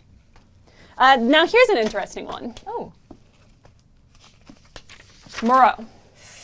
Our old friend. Oh, okay. Moreau from Resident Evil Village. a companion to Lady D, Gotcha. in a not a literal sense, just a vague kind of sense. How we feeling? Frankenstein guy? This is the bulbous fishman. Oh, the fishman. This is the fishman. I feel like we pieced it out a bit when we streamed that. I don't remember much. I mean, he doesn't have a whole lot going on. His tier or his level doesn't have a lot happening. I will say, here, let me clarify something for the audience that is not going to surprise anybody. Every single one of these images that I searched for, I found erotic fan art of. And, and that is the same for Moreau as it is for every other thing that we have on the listings today. So somebody out there wants to fuck this guy. And I love that. I love that for them, and I love that for him. But is he erotically charged in the game itself? I think no. He's I kinda think not at forgettable. all. I don't sorry. remember receiving an energy from him. So No, it's, yeah. I mean, he has an energy, it's just sad. It's sad, it's a little pitiful. Oh, okay. That That's ain't not sexy. erotic. But on the other end, we got Mother Miranda. Yes, ma'am. Pretty powerful, Wings. love her. A lot of wings. I chose her human form rather than her, I think, more overtly sexy monster form. Her monster form got a lot of lady bits happening. It's pretty solid. But I think for human form, Mother Miranda, I think she's a B tier for me. Yeah, that's fair. Yeah? Yeah. Yeah. I mean, she's very fashionable. And I love her energy. Is it fuck energy? More attractive than sexual. Powerful? Yeah. Yeah. But not erotically Not charged. sensual. Not erotically charged. Here's another easy one. Bam. Yes! Yeah. It doesn't get No, more it doesn't. erotically charged. I'm sorry, Clayton. I keep gesturing No, into it's your all right. face. She has got a whip. That is her thing. Look at how she's posed. She's got leg up. She's got her arms out. She's Just like buff. tension on that string. It's Yes. Just like the whole, there's sexual tension there, the whole thing. Just her design, even just this one picture, big energy there. Ooh. Ravenbeak. Oh. I have strong thoughts about where Ravenbeak goes. Is this from? This is from Metroid Dread. Yeah. Oh, okay. Yep. He is the villainous Chozo. Real jerk. Real jerk. Yeah. Real Well, jerk. that's not what we're evaluating today. I No. could get in there. It shouldn't surprise you at all that there is a lot of erotic fan art of Ravenbeak. But I think also just his presence in the game, he's not, I mean, he's clearly done some evil stuff, but he's not like so evil that I can't get into him. Pretty tall, pretty commanding, pretty powerful, great legs. Yeah. I love him. I can sense that just from the image, and I have not seen this character in the game, and I'm responding to it. Yeah, he's powerful. I'm even thinking about just the fact that he's like the major antagonist to Samus in this Right. game. Right. It's like the conclusion, you know, something of a like the end, the climax. if you will. Thank you. Yes, if you will. If you will. Next up, this one's a terrible picture. I really couldn't get a good picture of this character, and that probably doesn't bode well for it as far as erotically charged goes, but this is Magnificus from my God. Inscription. Oh no! Oh, I see him. Yeah. Can you, hey, can you get see? real close. This is him. This is like a cryptid photo. He's a bit like a cryptid, though, isn't he? He is. He's just kind of just a shitty Christmas tree. Really, really low tier. He's a magician. I think I have to put him D tier. He's a magician character. He's More fine. beard than man, really. That's true. And coming from you, Clayton, that feels like a compliment. Speaking of Inscription, we have our main antagonist, Leshy. Now, I think Leshy's got a lot going on. Kind of a weird energy, kind of a weird vibe. In the masks. Yeah, he's the one who Roleplay. swaps out the masks. Roleplay is a great point. Yeah. I think I'm gonna put Leshy C tier. I think that's fair. Like, part of him kind of makes me sad, and again, that's like the opposite of horny. So, Yes. Yeah. Yes, that's true. Sad is the opposite of horny. That's what we say here at Polygon.com. Yeah, I don't think he's as low as Magnificus. So I think just the fact that Magnificus exists bumps him up. So he's lucky, but doesn't really have a lot going on. We have our next Inscription villain, which is, of course, Poe, the computer. Interesting. popular character. Love this character. A lot of fun faces. Yeah. Yeah. He's always nagging you. He is. Yeah. He is a jerk. Is he a pickup artist? He's a jerk. But you know what? Sometimes. I can change him. You can reprogram him. Yeah, I think I can change him. Of the characters, this was the one I was most surprised. Again, not surprised at all to find erotic fan art in any of these. But what I did discover is that Poe is a little bit of a Tumblr sexy man. And that bumped him up a little bit in my estimation. I can see it. I know, right? Oh, Yes. okay. Oh no. Yeah, I never would Okay. have guessed it, but once I knew, I was like, okay, well, yeah, no, that tracks. Yeah. That vibe is there for sure. So I think B tier on Poe. We got Got a one some star good energy. situation. Yeah. Heisenberg from Okay. Inscription. Yeah, so this is who I thought for a second. Yes, was Moreau. No. Is he just hiding in there? There we go. Yeah, this is the Frankenstein, the industrial lad. This one's I think really, really tricky.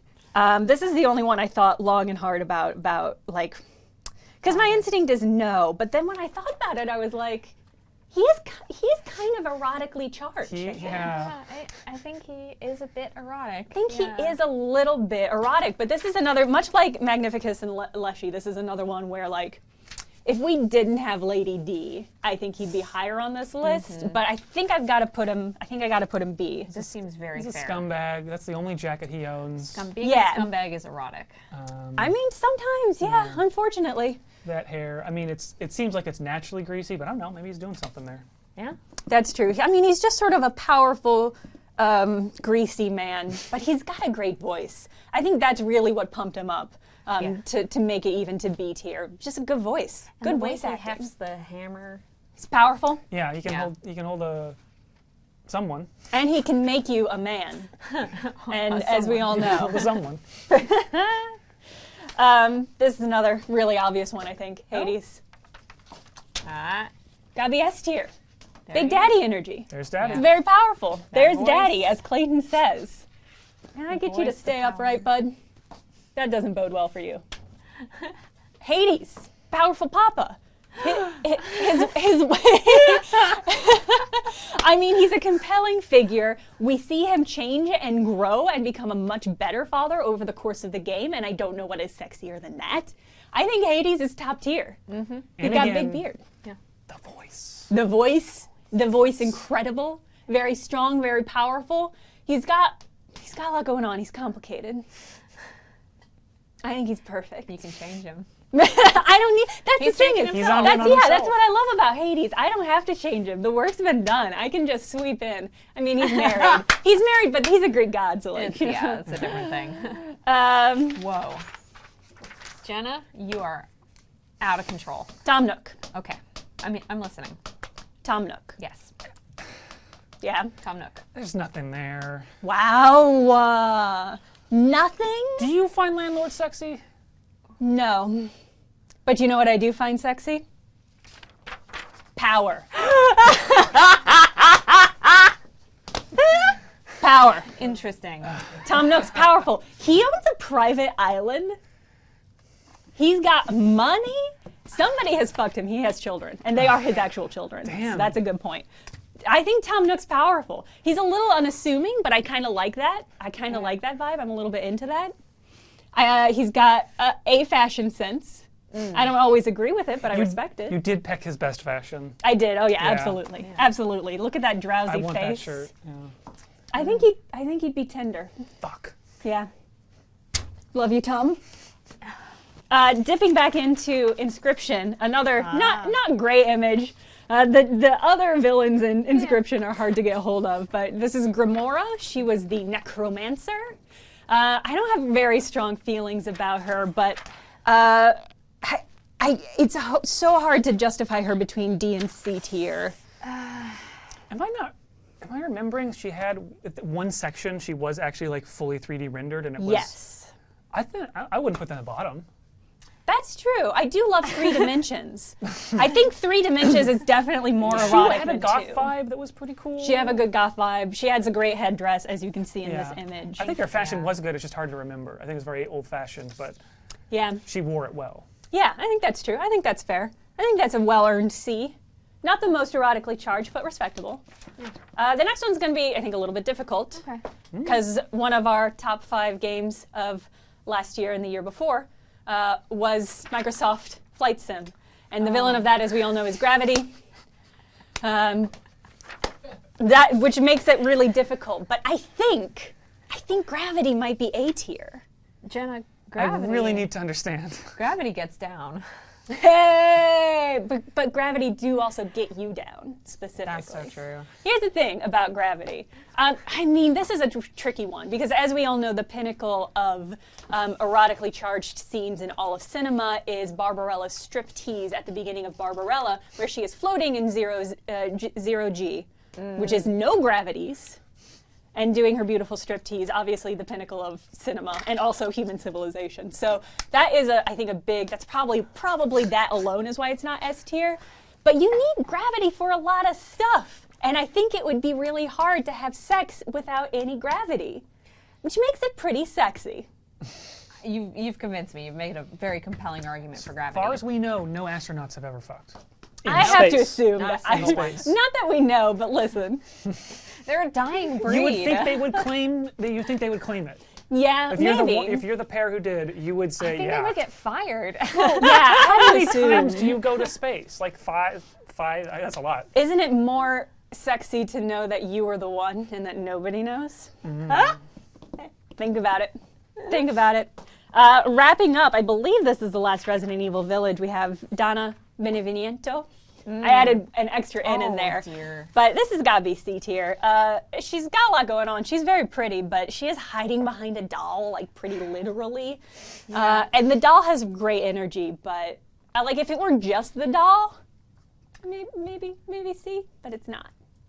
I can't get No, past maybe the B. doll, and Yeah, that I for me can't is either. the Yeah. stumbling block there. Yeah, that's the thing is like, it would always be there. Always there. Always be there watching. Yeah. That's not sexy. Nah. That's sexy for somebody, but that ain't sexy. I'm sorry. I Like the can't. dolls in bridal wear, like, don't pressure me. Right? Right? And she's got like this pretty intense black veil. I mean, the look is good. The look is good, the kind of Victorian veil. The drip's good, but the doll is just like a big detraction Don't like for me. it. And then we have, of course, the villain of Kentucky Route Zero, Yes. which was, of course, one of our games of the year. 2020? I think that's Sounds when good. it Sounds finished right. came Yeah, out. it's the big finish. And the villain of that, obviously, is capitalism, which I've chosen to represent here with Tom Nook. Okay, have your cake and eat it too. Yeah, Yeah, I don't think that one's. you can separate the No, man that from the sucks. I think capitalism. we can all sort of agree on that one. Even in such a beautiful body. Yeah, yeah. Even with such a perfect avatar, simply not sexual. No, capitalism sucks, and not in the sexy way. All right. Last year, I just finished playing this game. Actually, it was incredible. The game Chicory. If you haven't played it, I highly recommend it. It's about art and making art for yourself in the world and struggling and being sad, but then getting over it. But the villain of Chicory is bad vibes. Oh. It's kind of like depression, the personification of being bummed out. Not very sexy. I think it has to be D tier.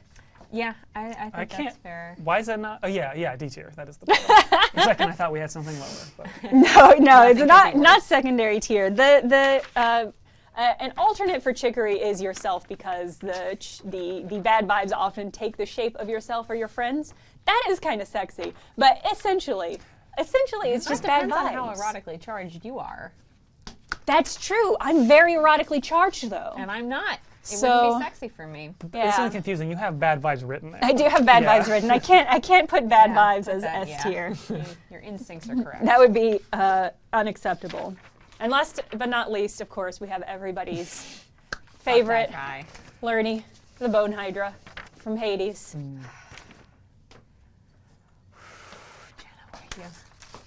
Oh Well, okay. my God. Bone.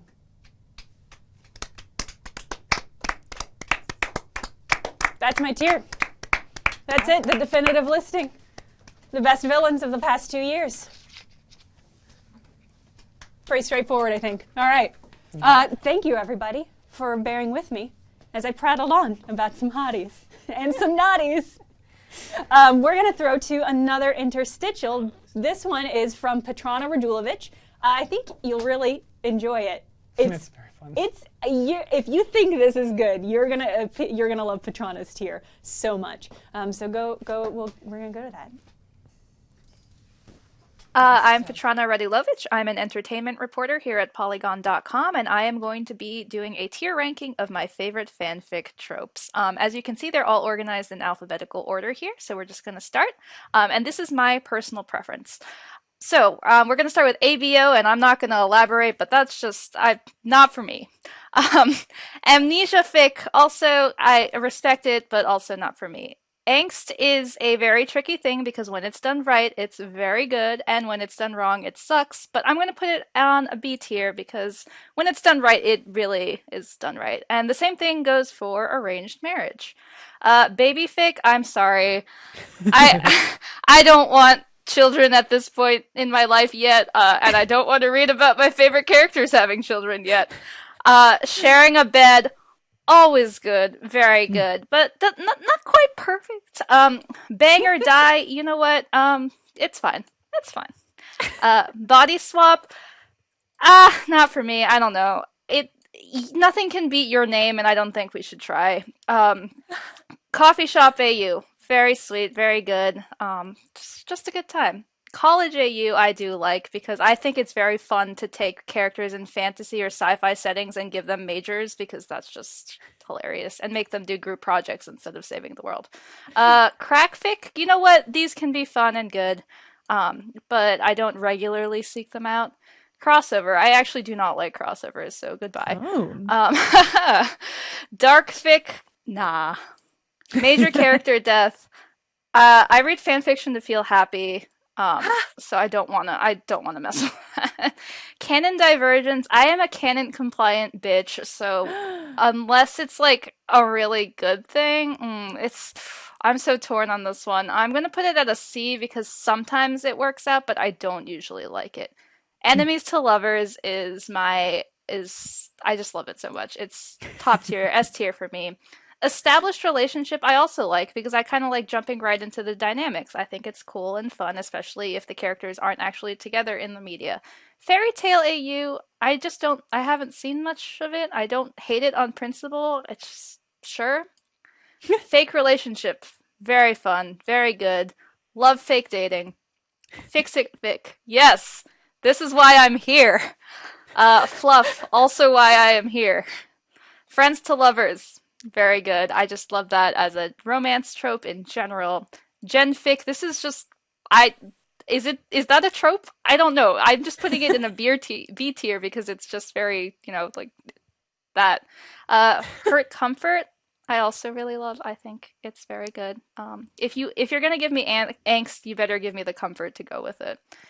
Historical AU, I think, is fun. I think it definitely does depend on the historical period, which is why I'm putting it in a B, because I am a sucker for pirates, so I will probably read that. I like Regency stuff, but, I don't know.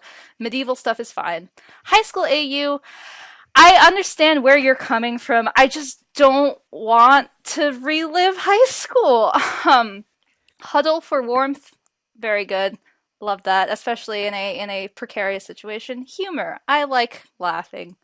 Okay, so I did not know that this was actually a trope with a name, but the drunken confession trope is I love it so much. Especially when it's not quite a love confession, but something that's almost a love confession. Chef's kiss, so good. First kiss, also good. Magic AU, it's the same thing as fairy tale AU to me. Sure, I get it. Miscommunication, no, I don't like it. Missing scenes, yes. My favorite type of fic is it taking place within the established narrative and just fleshing it out. Mutual pining is I wish there was a thing above S tier because that's what mutual pining is for me. Sex pollen, I understand the historical roots of fandom, but not for me. Pregnancy fic, if I don't like kids, I sure as hell am not reading about being pregnant. Royalty AU, once again, I get it. Fun. I'm putting it a little bit over the other three I get it's because I think it's funner. Slow burn, also great. I'm not going to elaborate, but I'm going to put this one up here. Soulmate AU, I don't like the concept of soulmates, so I'm putting it down here. Time loop, you know what? Fun. Solid. Love triangle. needs to be done well, but usually is not done well. Unhappy ending, that's not why I am here. And unrequited love also needs to be done very well, but it can be pulled off beautifully. And there we have it.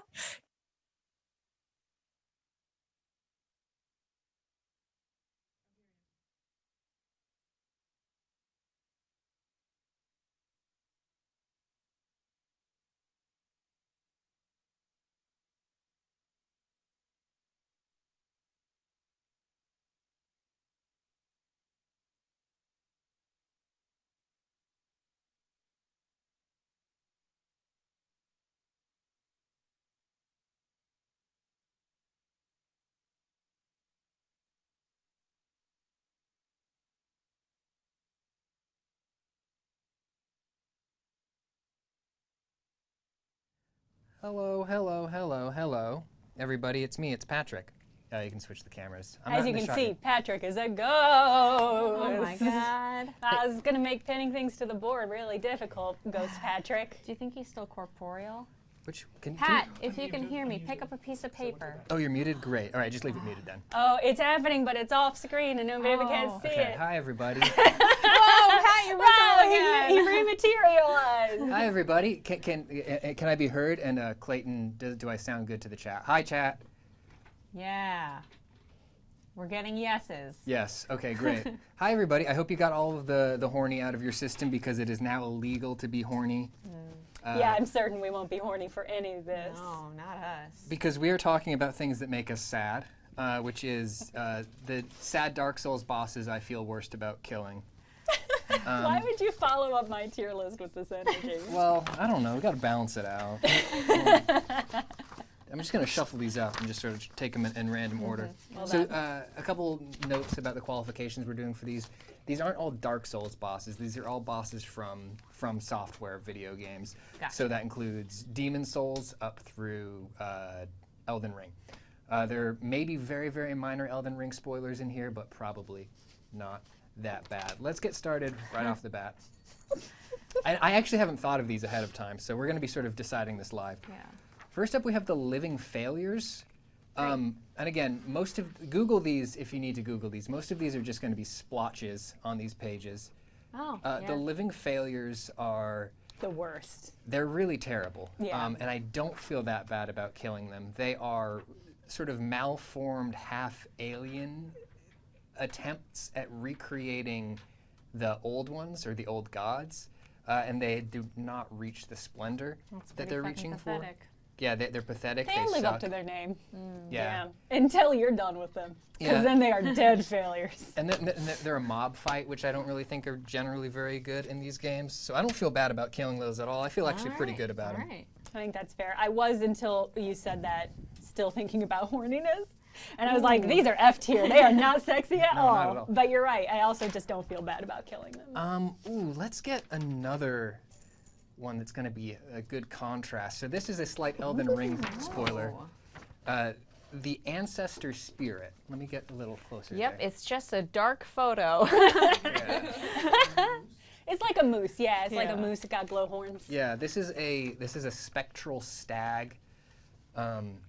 It's really sad, which is why it's made the selection of the list here, but it's also really beautiful. The music when you fight this thing, you've got these incredible like lonely cello strings and some haunting flute work. and after you kill them, you get to see all the spirits of the arena that it fights in. It's just full of these animal spirits like pigs and boars and deer and stuff, and after you kill it, those are all dead, laying on the ground. So I think this might be.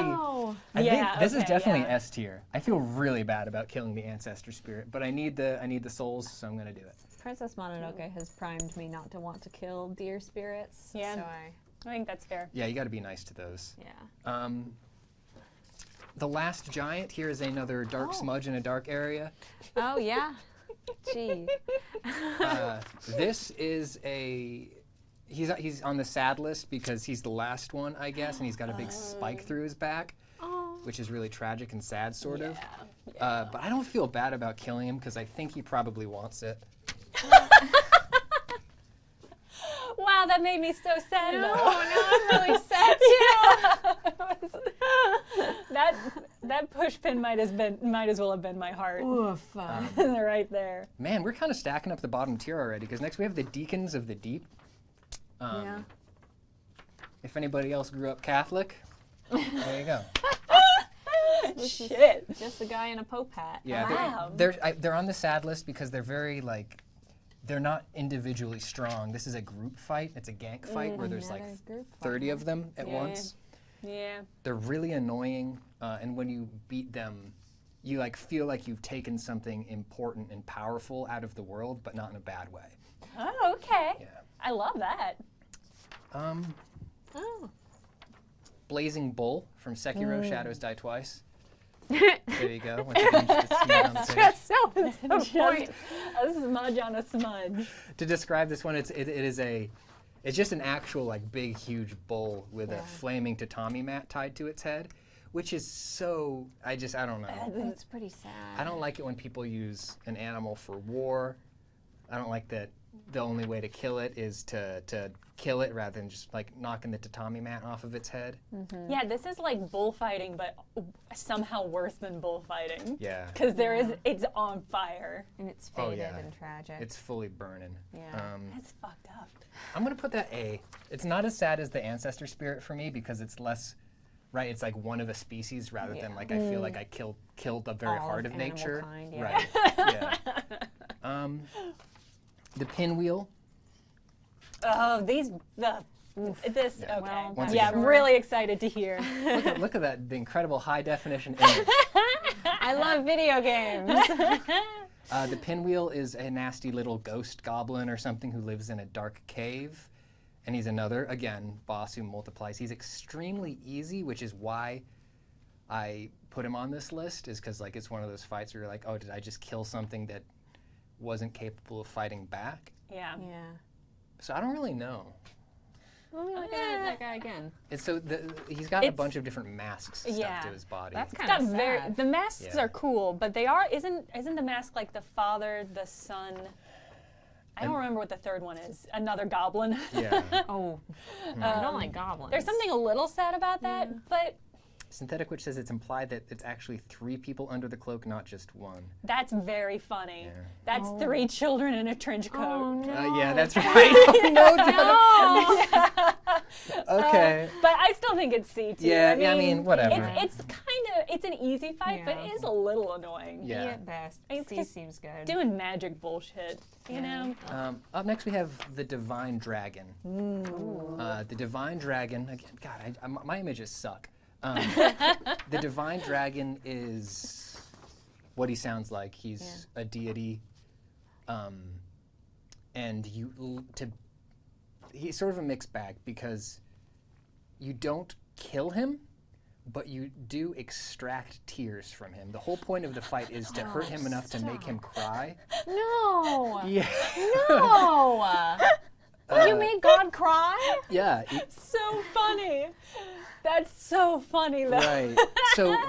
Does that counteract the sadness?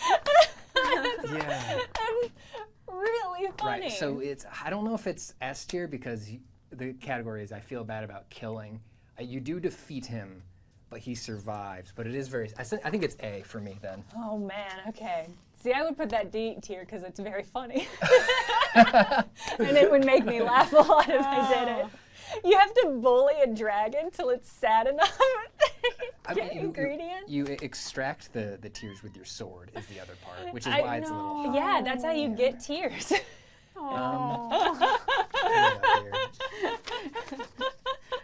Different ends of the spectrum. That's what the peanut gallery is for. Yeah, that's what we're here. The oohs and the ahs. Moonlight Butterfly. Ooh, that's actually an okay picture. Yeah, it's a good pat. Because it's just a butterfly. Fuck buds. Wow. It's a cheesy fight too. Yeah. You can't get real close to it. This is Gwyn. Oh, interesting. Okay. Gwyn seems erotically charged. I hate to say Oh it. yeah. Gwyn, people are horny for Gwyn. Because also And they Gwyn's should feet, be. tentacles. Uh-oh. Gwyn is the sort of waifish child of I guess, one of the strongest entities in Dark Souls 1's mythos. It's an optional boss fight. In the boss fight, he was running away from you the whole time. He does shoot arrows at you, but he's just running down an infinite hallway shooting arrows at you. Yeah, that is pretty annoying. Yeah, so I haven't put anything in. When I beat Gwyn, I don't feel super bad. I'm like, oh, they kind of, you know, they're a god. They'll be okay. Yeah, the battle is one of the saddest battles because he is just like trying to get away, but it's also still hard. How is the music in that battle? Because I usually play these games with the Donkey Kong Country soundtrack. What the fuck is wrong with you?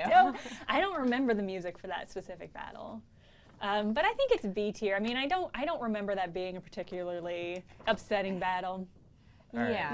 You're in Anolaundor. I'll say On C. paper, a child running away from you, sad, Not a but child. neither of you seem to like have any Yeah. hard associations with it. I mean, he's kind of a sad sack, but Everybody's right. That's Gwyndolin, not Gwyn. Gwyn is the god.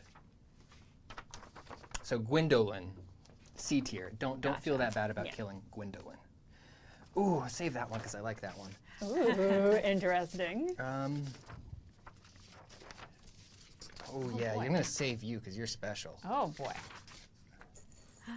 Osiris. Okay. Oh. That is. We're back to the bad pictures again. Back to the bad pictures again. Yeah. Osiris, to describe Osiris is a sort of fungal dragon ape. Okay. Very slippery, very slimy, Gotcha. very gross, and also extremely menacing. So you might be asking, why is Osiris on the list of sad bosses? Yeah. And it's because he's holding an invisible baby. Oh no. And the baby cries for the first half of the fight. Oh no. And then something happens at the midpoint of the fight, and the baby stops crying. Oh no! Oh no!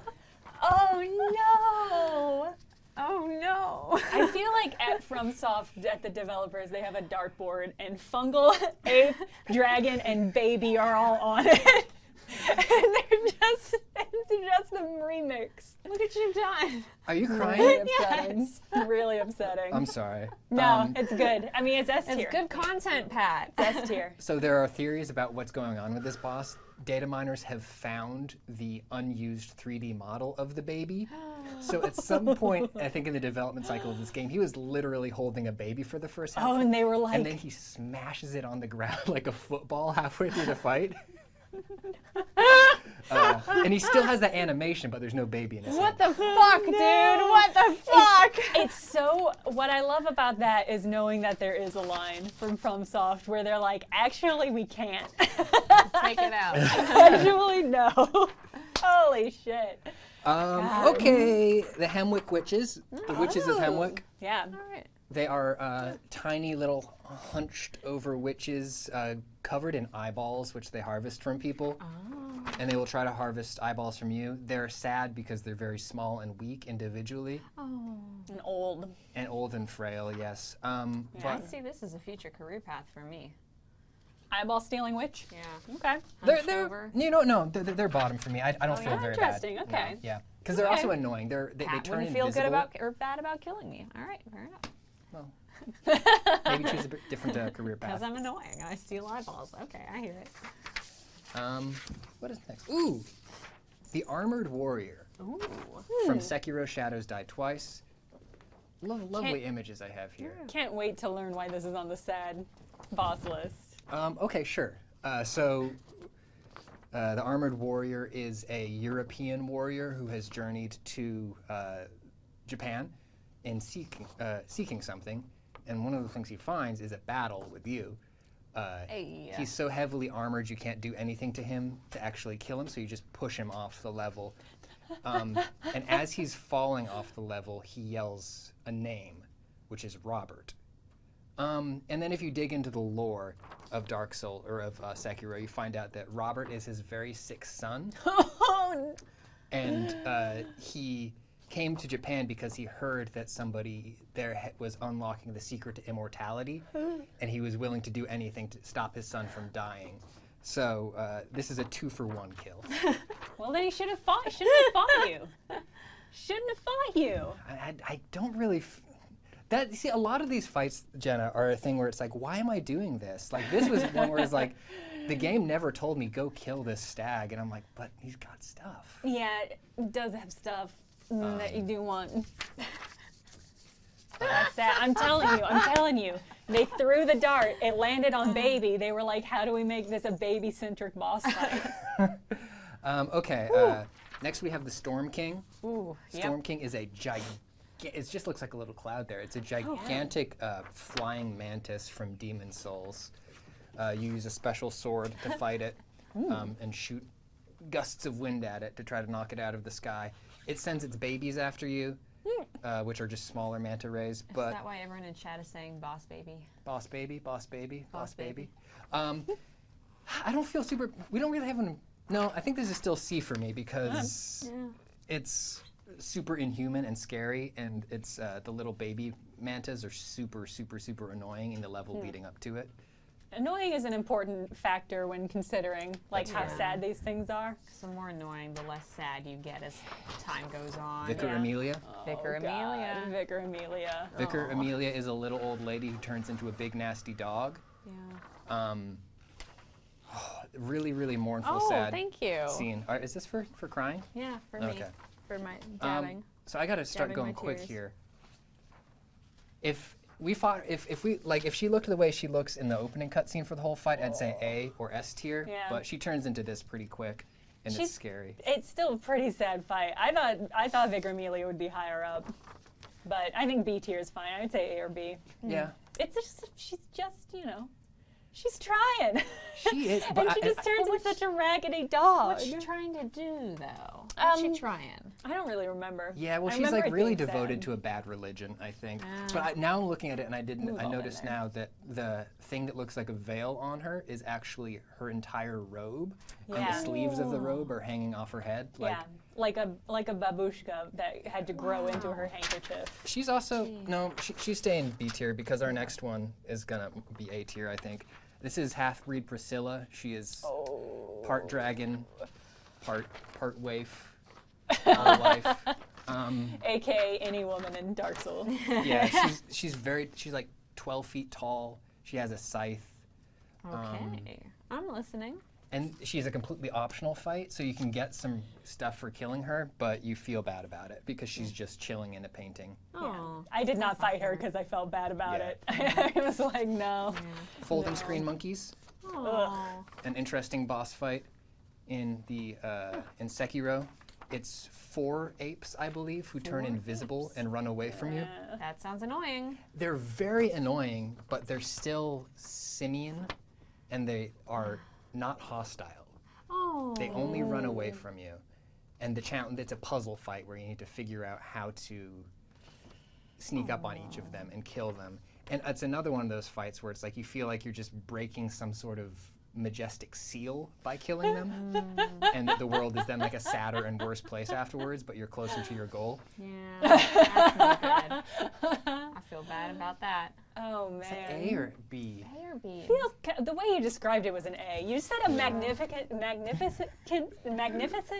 seal on the world that when you break it, it's sadder, but you're closer to your goal. Is what you said to us. Okay. If that's not A tier, I don't know what is. I think another obvious one here. No! Stop. Sif, the great white wolf. Sif is the wolf companion. What's that? Wolf with a sword, that's right. Sif is the companion of Artorias, the Abyss Walker. Sif is, you know that episode of Futurama where... No! Jurassic Bark. What's that? Jurassic Bark. Jurassic Bark, where he leaves his dog behind and his dog just keeps vigil over the exact spot that he was when he got pulled forward in time. That is literally Sif, except You kill him. you have to kill him.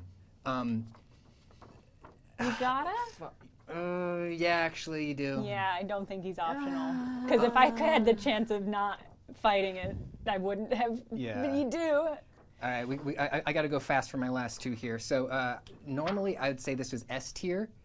I think it's got to go above, specifically because if you do the DLC ending, Yes. you interact with him in the past, And then you get a special cutscene when you miss him, when you fight him, which is where instead of just outright attacking you for approaching the grave of Artorias, he has a moment where he recognizes you. No. And is sad that he has to fight you. So that's like quadruple S tier. That's super genuinely style the and most sexy That tier. sucks. Distressing. Two more real quick. The Tibia Mariner from Elden Ring. It is literally an old man in a boat, an old man in a ghost boat. Yeah. And you ruin his retirement, and I feel kind of bad about it. Yeah, Well, that's I fair. just wanted to go into the village, okay, man? And finally, Ooh. The Orphan of Cause. Ooh. This is an interesting one. Nice. It's like a... This is just an emaciated pale man with a gigantic sword made out of placenta. Oh, He's His own. oh, his oh, own. nice. Yes. Okay. He's Re- born reuse, the reuse, moment recycle. before you fight him. Shut up. Yeah. Baby.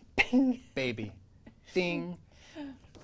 So, but he's a total fucking piece of shit. Oh. Yeah. So this is where I'm He's like, problematic, born problematic. yeah, he was born canceled. I don't know on this one. Yeah, like why is it sad then if he's a piece of shit? He's literally he literally yeah. crawls out of his mom, Woof. and then you Okay. fight his Weeping. beached mom. He's crying. Yeah, he's crying the whole time. And then after you kill him, his ghost stands on the shore of the ocean and just stares out to where his family is A from. little Wow. emo lad. Yeah. That feels like a B because this was also just a Yeah. really pain in the ass That's fight. Yeah. He's very fast, and that placenta has a lot of reach. So that's my Dark Souls ranking. Well, that sucked. Thanks, Pat. Yeah, that was rough. Yeah. Way to change the energy of the room. Yeah, well, that's my job. Everyone was getting horny in here. I was like, fucking stop it. We got another video interstitial that I'm going to walk over here and play for you all. We'll be back really soon.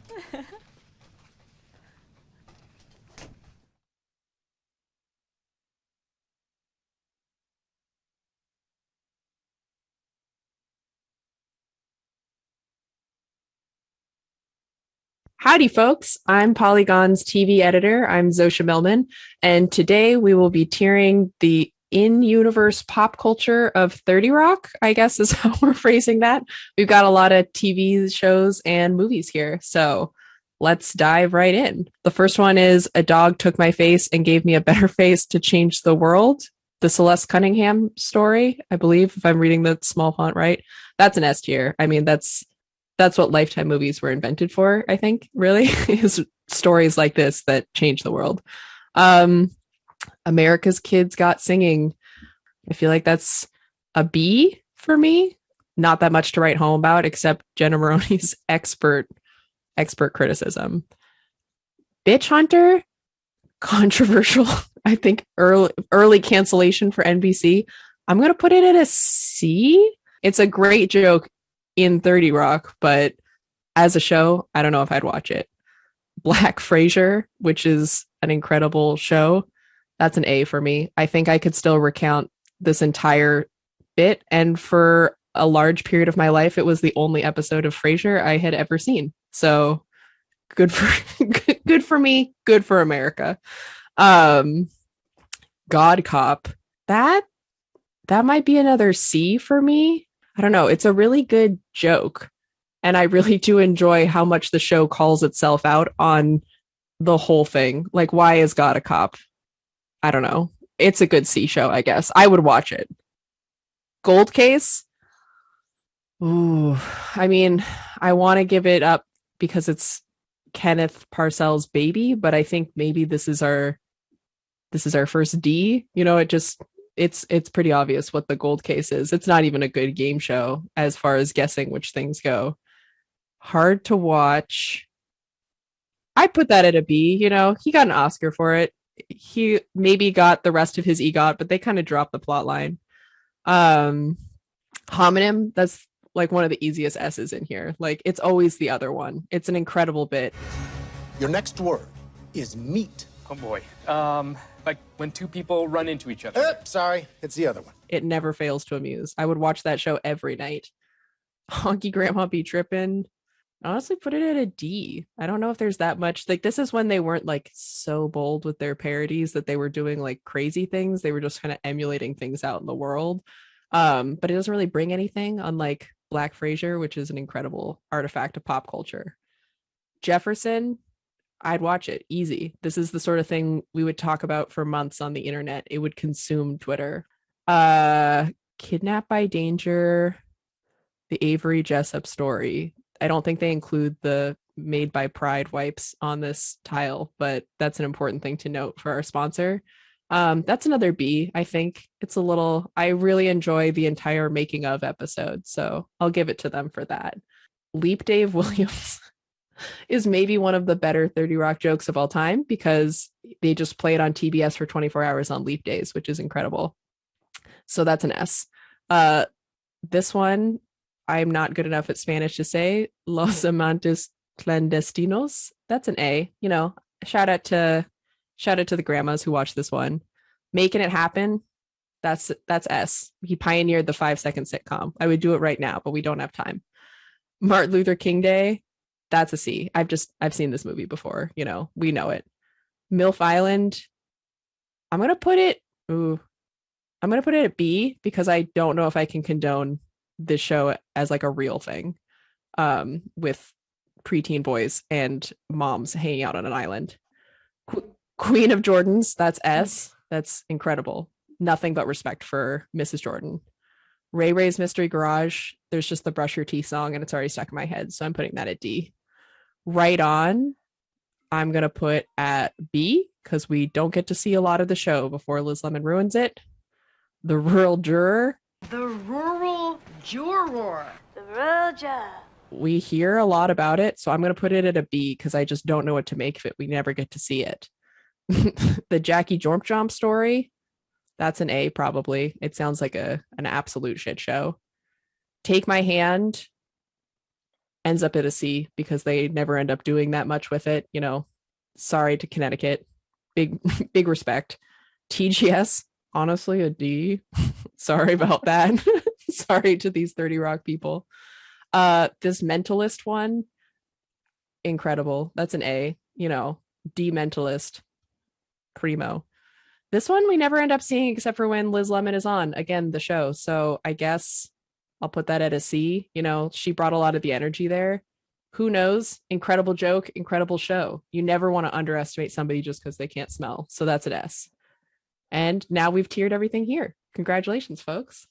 Yay!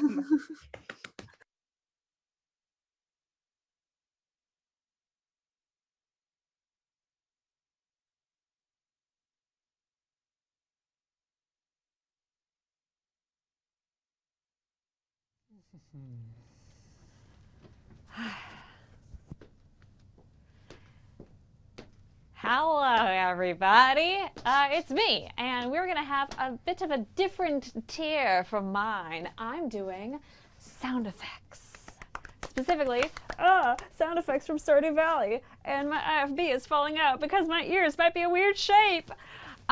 So, Pat, could you test for us to make sure that we can all hear the sounds that everyone's about to hear? Just pick one. Excite me.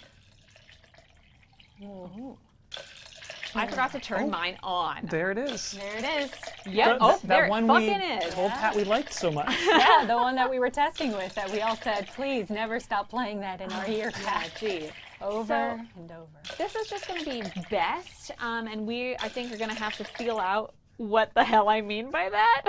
Okay, yeah. Yeah, you're going to be leading All it. right. And Yeah. I have slightly customized tiers. I've got ASMR for my S tier. I've got for my A tier. Yeah. I've got I'm listening for my B tier. Tuning out for my C tier, and then ear poison. And unfortunately, like with Stardew Valley, the sound effects are so good, so I really doubt there's going to be anything that is down there, but we're going to find out. Oh, it might be this first one, actually. Okay, so our first one today is bat. And let's hear what a bat sounds like in Stardew Valley. Yeah. Yeah, that's ear poison. Okay. It sounds not quite- great. You can stop it, Pat. And it's Thanks. just repeating. Okay. Gotta turn Not mine up. great. I Gotta don't make want sure. to hear Not that. Yeah. great. Really stabbing, piercing. It kind of sounds like rubbery, like dragging something over a rubber board to me. It is very descriptive of a bat. What? People Fucking what? Like their dogs are going ape shit. See, to me it sounded like almost like a guinea pig noise, but a really too small a clip repeated over again. Yeah. I hear the guinea pig. So I can see why dogs would be losing really their into shit. that. Yeah, it kind of does. I see. I think I'm tuning out. It's not. That's not That's ear ear poison. poison. What else is ear poison? I think Okay, you're too gentle. There you go. Yeah. Okay, it's ear poison. The bad is ear poison. bad. The bad is ear It's poison. making dogs furious. I don't just have know. to like. I'm worried. Then what is ear poison if that's not? Well, let's talk about something else that's going to make dogs lose their shit. It's a cat.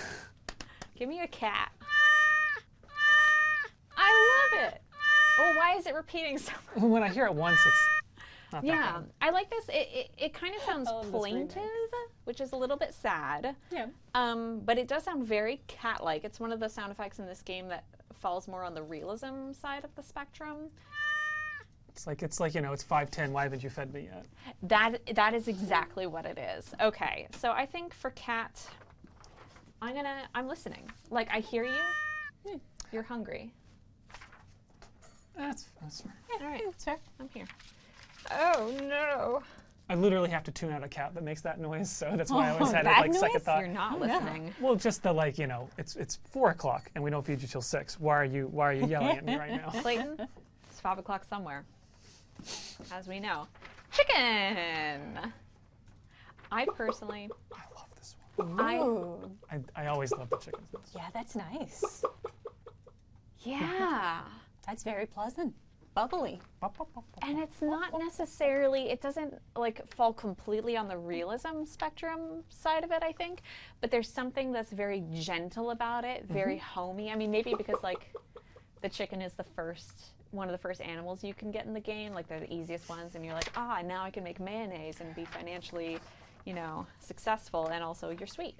It does sound like a bit like a person making the noise of a chicken. Yeah, it's echoes. I feel Fades like out. I hear lips. I feel like. Wait, play it again. I don't hear lips. Okay. I hear chicken lips. Chicken lips, bird lips, upsetting. Next up we have the cow. The cow is also kind of plaintive, I find. Is that not an animal in pain? Yeah, compared to the chicken. It sounds like a vacuum starting up. Them especially. Sorry, you're saying? I know, just compared to the chicken, like going right after to this other farm animal, I'm just not feeling it. It sounds kind of sad. Yes, people in the chat are saying it sounds like a children's book. Like, doesn't it sound like one of those like play boards that kids get where they can play like farm animal sounds and you're pushing the buttons? I don't think it has a discrete moo, which is what it would be. In fact, this is so far the only one that you've put the sound effect instead of the thing. Yes. But it's not But exactly it's not. that. It's not making a moo No, sound. it's not. It sounds sad. I'm tuning out. It's not ear poison because I can stand to hear it, but it does make me kind of sad. Makes me concerned about the cow that I'm milking. C is for cow. This is a good one. Wow. The next sound is when you drop an item in water. Ooh. I love this one. So I did a video about sound effects in Outer Worlds, and one of the things that was pointed out to me by like a sound designer in that video was a lot of good sounds have a layering of different tones, and in this one you have like this high kind of shh of the water splashing, and you have the deep kind of, or the middle whoop of the thing going in the water, and then there's a low tone as well.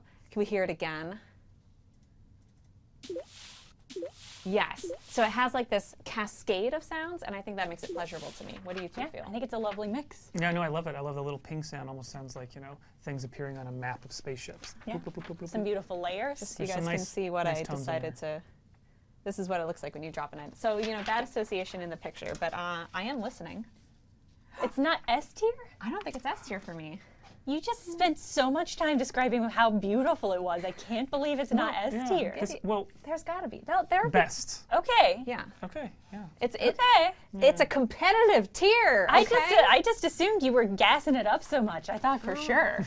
I'm setting the ground because we're going to be talking about a lot of layered sounds. I've got a lot of cards here. I got to go faster. The next one is fish hit. So this, no, that's nibble. Yes, fish hit. Yeah. So this is the sound it makes when you get a bite on your rod. After the fish has nibbled, it bites, and it's this very metallic sound. I guess it sort of symbolizes the line tightening on the rod. But I don't know why it's metallic. Why is it like that? It's almost like a shink, like with a sword. Yeah, it is almost like a shink. It sounds to me like if you had a bowl full of change on a wobbly table that was too close to your front door and you bumped it as you're going out your front door every morning, that's the sound it makes. Yeah, it just jiggles and you're like, ow! Is it like all the little weights at the end of a fishing line jingling or something? I don't think it's anything. No, yeah. I think for me, I'm tuning out. I think it sounds pleasant though. It's the thing that's weird about it is like, it's really not a sound I would tune out playing the game, because when I hear that makes me happy. Yeah. The next one is also fish related. We're going to be doing fish related things for a little while. This is bite, yes. Oh. So this is one of the ones that is just not realistically tied to the action at all. This is what happens when the fish is like nibbling at the bait in the water, and you kind of feel a little bit of a vibration, but you're maybe not, it's not biting yet, it hasn't hit, it's just going, am I gonna? Kind of sounds like a cricket to me. Yeah, it sounds like bring, bring. Yeah, there's a little cell phone like text alert. Bring, bring. Oh, maybe that is the psychological. Fish calling. Hey, Bring, bring, bring. Pick up, please. Psychologically, Clayton, you've just kind of appealed to me there, because it is what they're trying to get across is like, pay attention, ring ring, someone's calling. But I don't like it. It doesn't like give me the ASMR pleasure of some of these. So I think I'm. You're tuning out? Am I listening? You're listening? I'm listening. I'm literally listening. You're Okay. right. I'm fucking listening. Yeah. Yeah, that makes sense. Let's go. Okay. Okay, Pat, whoa. What about fish escape for our next one? Fish escape. This is a terrible sound that plays when you fail the fishing minigame. And we are going to hear it, but Pat's reading the chat. He's probably busy. Too busy to play. Oh. Wow, doom. It's devastating. It kind of sounds like an empty, like a footstep of a robot emptying in echoing in an empty spaceship corridor. It's a very evocative sound. It is. does make me feel lost. Yeah. So I think it communicates what it's trying to. Yes, I think you're correct in that it's very successful. So in a way, I'm still listening to it. I'm listening. Yeah, I'm listening. I'm sad, but I'm fucking listening. Please. Do not repel me. Alrighty. For this next one, I'm trying to find ones that are kind of in alphabetical order. If we pop down to the bottom of the alphabetical list, we'll have tree thud. These are all gonna be such solid fucking sounds. Yeah. This is the sound of a tree hitting the ground. And you have like the crunch of the branches and the heavy, almost hollow sound of the trunk hitting the ground. And for me, this is just fucking top tier. It has everything I was talking about with dropping item in water, which is like the mix of low and high sounds, but with the like physical pleasure of wood. That is a sentence that we will not unpack. I can't describe things. I'm just a video creator and writer. I'm surprised that this is ASMR tier. Yeah, I found the sound underwhelming. Not noteworthy. No, that little crunch doesn't speak to you? No. That's fine. It's multi-phase, but the phases don't feel like they connect up with tree falling to me. I don't know. Oh. I think, I mean, you could convince me to put this in. I'm not trying to. I respect it being an ASMR. Okay. I'm just thankful we got something S tier on the board, you know? Finally. Whew. How about slingshot? How are we feeling about the slingshot sound? Patrick. I'm sorry, he's doing so much right now. Is there anything? Really Is that the slingshot That's the sound? slingshot sound. That's miserable. Don't play that again. No, it's pretty bad. So this is like obviously like the band tightening on the slingshot. It's literally descriptive, but I'm not super into it. Okay, I think in the context of the game when it's not repeating over and over again in your ear, it's a little better. But I am going to put it in tuning out because it was not totally pleasurable to hear. Let's go for, I think, a favorite, opening a chest. Yes. The click of the lid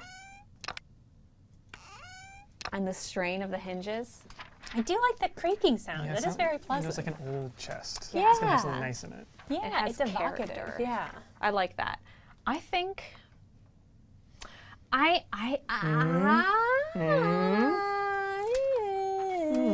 kind of torn between these two. I think let's do this. Yeah. Yes. Okay. Let's just do this. Let's do this because nobody's gonna grade me at the end of it. Now, what about a sheep, which is a very cute little animal? That's a person. I'm sorry. It's either a person or one of those like toys that you tip over. So no. Bam, bam, bam. This is just like baby enrichment videos. Showing people animals and playing the sound. But this is like a prank version where you set one playing for your baby and you come back 2 hours later and it's like a cat goes Yeah. a sheep goes a cow goes hong. What does a ghost do? Ooh. What does the ghost say? This is miserable to me, especially because they're also like careening towards you as they're doing this and they're about to kill you. It does sound sad. I don't hate it. That's the thing. Kind of like it. It's not ear poison. No, It's not ear poison. But also like it's just kind of like it could even be sadder if we're gonna be dead. You know? I don't know. I'm tuning out. Wow, this is actually shocking to me. I didn't expect so many to be on this layer.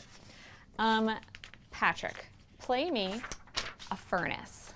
Oh boy, we're running so low on time. So this is as you're putting something in the furnace, it's lighting up, the fire is roaring, which is not reflected in my image at all, and I'm sorry. I fucking love this. I'll be honest with you guys. Yeah. This is a great sound. Yeah, I like it. Yeah. It's powerful. Yeah, it is powerful. Bassy. Warm, flaming. How about picking a crop? The sound of... Oh. Yeah. Yeah. Not tied to any That's real it. action at all, Beautiful. but the pleasure of just like popping something into your inventory. Yeah. That's Fucking like bubble wrap. ASMR That's to me. good. Absolutely glorious. Next we've got the scythe. And this... Unnoteworthy. Yeah. Straight and to the point. It's not a very functional. tactile object, as it were. I feel so bad. I fucking love this game, but here we are, grading things on a scale. Patrick, how do you feel about tree crack as a concept? We're not being horny anymore, so. It's a long. So this is as you're like, you've cut the tree and it is just in the first stages of falling down and the like trunk is straining and cracking. This is, to me, you know what it is. This is my ASMR. All right. I love chopping down trees. Pleasant sound. Dolores. It doesn't make me think tree crack, but it's pleasant. Ah, what does it make you think of? Somebody anxiously knocking their knuckles on a wooden table. Ooh, yeah, I could see that.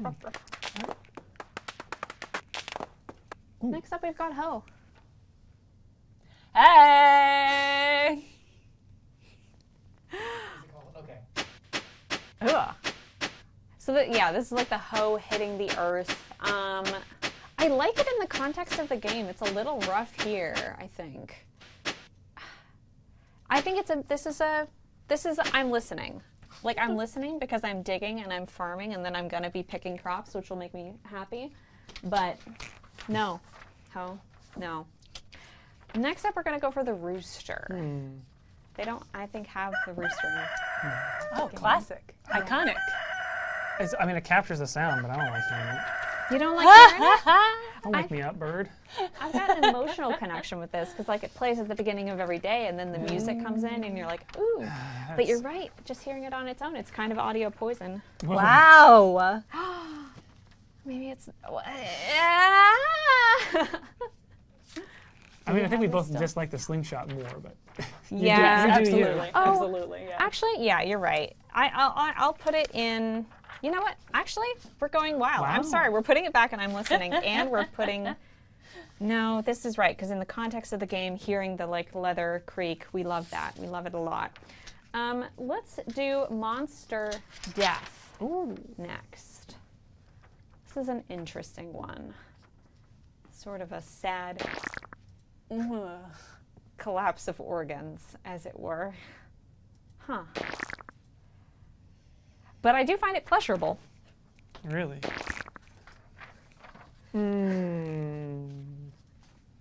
I don't want to hear it anymore, Pat, please. Come on. All right, well, maybe you'll like this. What about the death of a stone golem? What if that were to die? Whoa. Yeah. Surprising. We've got collapsing rocks. We've got a little whiny sound. We've got also the sound of kind of guts. I'm kind of really into the death of the stone golem. Interesting. I'm feeling it. All right. What about the sound of swapping your tools in the menu? This is going to be our last one. Pretty good. Love this one. Fuck Yeah. It rules. Yeah. This for me, this is because it means I'm getting work done. Yes. Okay. You have like, you don't have a favorite from the ones you got? or- From the other ones that I have, you know Really what? wanna get I ranked. honestly don't think that I. Oh, yep, last one. Okay. Last one. It's the Junimo. Oh yeah. We I got wouldn't Junimo. miss that. Oh yeah.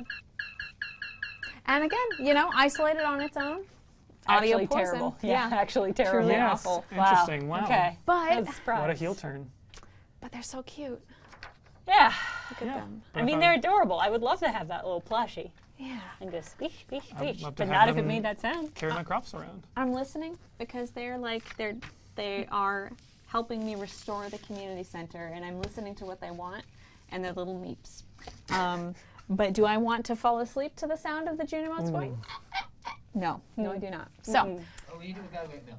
It's important. milk. Yeah. Milk is important. Yeah, I think Oh, it was but we never it's the explained the subject of the sound. Well, book. we do got milking.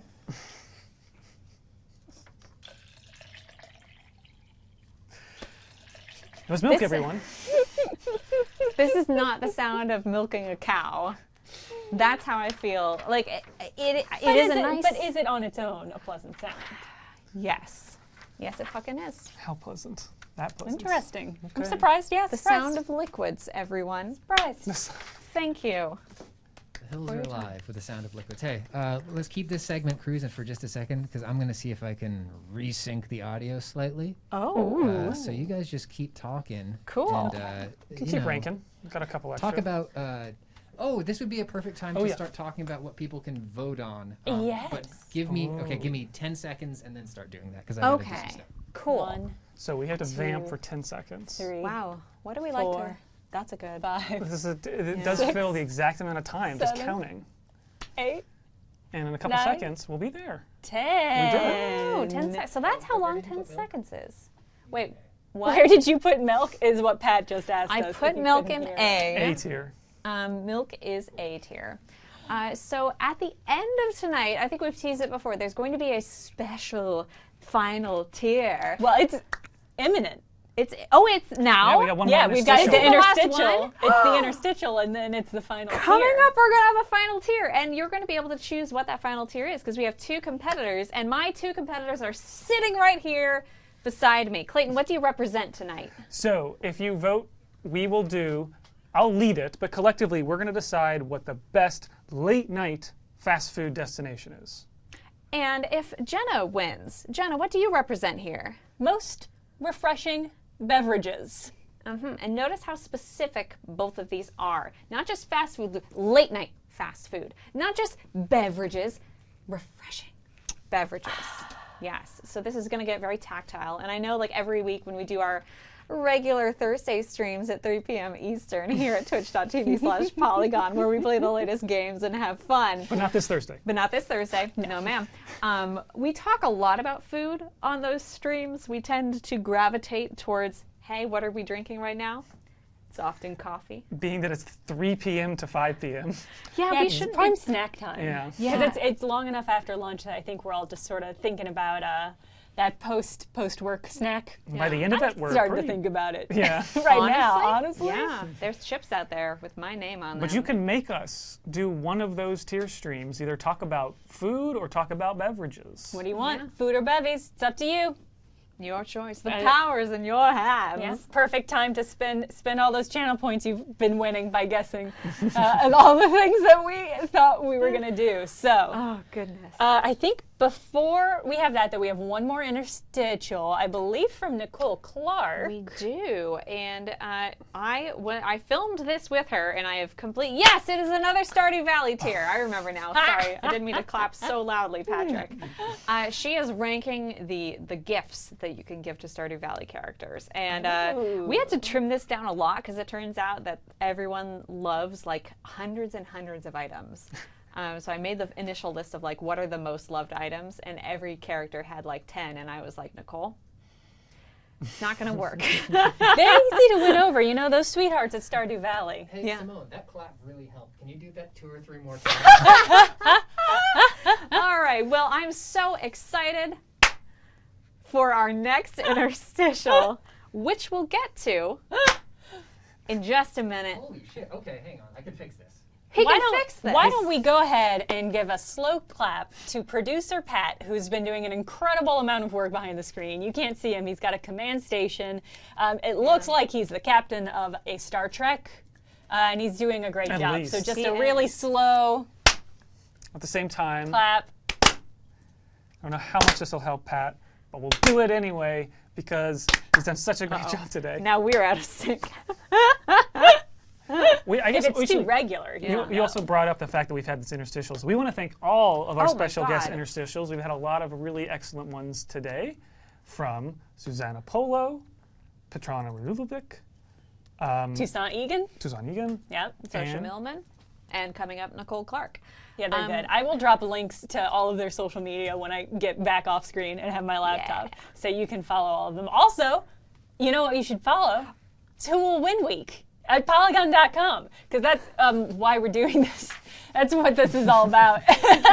We wanted to find a way to support Who Will Win Week. So we're doing tier lists. There's some really excellent ones in there. I started to look at one about the power level of cards in the X-Men card game, and how they just sort of started a lot of arguments amongst fans by picking things that didn't make sense compared to other X-Men. And it was What kind a of silly like, way of doing it was an investigation of why they did it that way. I think I'm just making it worse. Let's just do the last You're segment. making it worse. All right, we are going to go to Nicole Clark's interstitial, and then we'll be back with a final bonus tier decided Don't by forget you. to vote. Vote. Vote.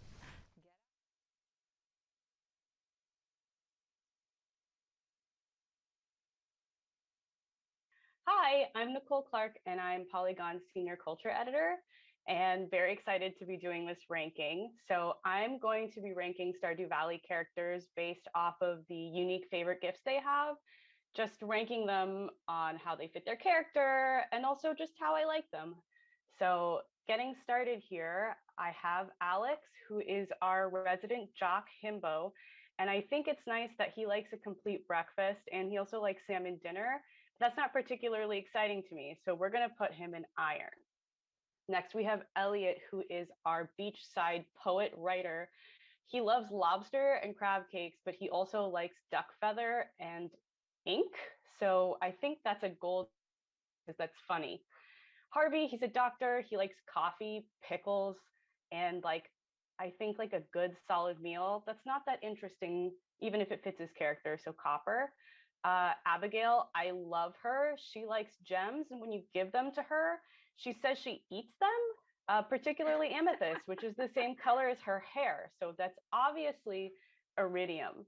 Next, we have Carolyn, who loves a good fish taco, which blame her. She also likes green tea, and we're gonna go iron here because I think it's like middle of the road, but green tea is the same color as her hair, so that's cool. Next, we have Sam. He loves pizza and tiger's eye, which makes me think of a guy who wears like a puka shell necklace, and for that reason, he's going in copper. Now we have Maru, who loves I think she likes a miner's treat. She likes battery packs, but she also likes cheesy cauliflower. I think these things together make her very cool because she also likes to go stargazing. I think I'm going to give her iridium, maybe because I'm biased and like her a lot, but also because I think her hobbies are nice.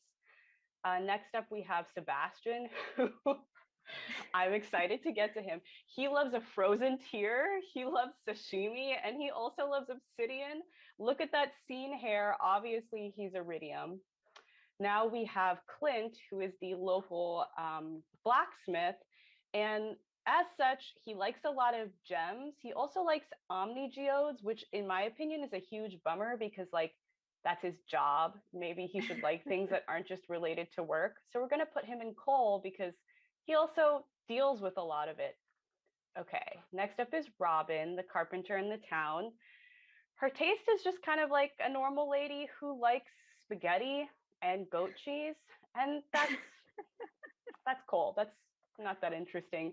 And then we have Demetrius, her wonderful husband, who also is really into mushrooms. His favorites are like ice cream and bean hot pot. Not that interesting, but I'll put them in copper because sounds like they taste good. So Shane's just iridium because I love him. I worry for this man. He likes pepper poppers and pizza, so that's iridium. So we're gonna move to Emily. She's so sweet. She's getting gold because she loves gems. She loves cloth. She also loves wool. She's like a fiber artist, but she also likes survival burgers, which I don't know what she's surviving, but we'll let her keep that a secret and put her in gold. Now we have Haley, who is kind of like the town beauty queen. I think Haley likes a fruit salad, which tracks, and a pink cake. And I think that's like interesting enough to have her in the middle of the road, but not like super exciting. Leia lives in the forest. She likes vegetables and salads, so that's also middle tier. And then I would say Penny is also middle tier because her tastes are kind of like, she likes a poppy seed muffin and a roots platter. That's fine. Evelyn and George, love them both. Both of them have taste that fits them. Like Evelyn loves stuffing and beets. Like George loves leeks and fried mushroom. They're a couple, they're going there together. Next, we have Gus, who also loves a fish taco, and he works kind of in that diner. And so I think he's middle of the road. Not that interesting. We'll give him copper. The dwarf is a dwarf. He likes gems. Like, that's good. That's good. He goes there. And then Jody, she has pretty like wide taste. She likes a crispy bass. She likes a lot of different dishes. That's fine. And Kent, he likes a fiddlehead risotto. That's a little more interesting, but that's also still fine. I don't like him. He's going in coal. He likes a hot pepper, like that's fine. And next we have Linus, our nice homeless man who lives in Pelican Town. And I'm going to give him iridium because he loves Dish of the Sea and he also loves cactus fruit, and I love him. So that works out really well. Lastly, we have Marnie coming up. And I think it's sweet that she likes a farmer's lunch because she does work with cattle. And also she loves a diamond and she loves pink cake. So that's pretty sweet. Then we have Pam, who I love Pam, but also she does have, her taste is pale ale and beer, and she struggles with alcoholism. And so I think I'll put her here because I don't like to give those to her as gifts, but I do like that we get to kind of help her have a home later in the game. Krobus, obviously iridium. He loves void mayo and he loves like a pungent horseradish. Love his taste. Pierre, not only is his taste boring, I just don't like the chokehold he has on Pelican Town business. So he's going in coal. And then there's Willie, who likes a fish, like any kind of fish, like a catfish or an octopus, and a mead. So that seems gold to me. And last, we have our wizard, who just likes wizard things. Like he likes a purple mushroom, he likes a solar essence. No one else likes that stuff. So gold that is. And that's it for me. Yay.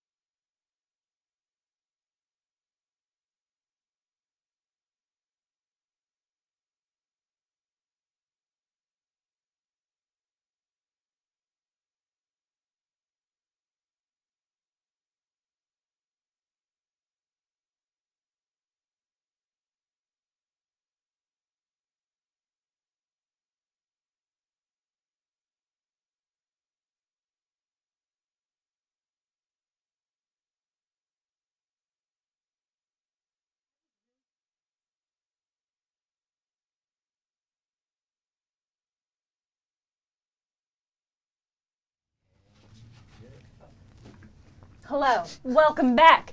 I'm the winner. I have prevailed, and it's time to talk about beverages and which among them are the most refreshing. That is a really important word because these are not the best.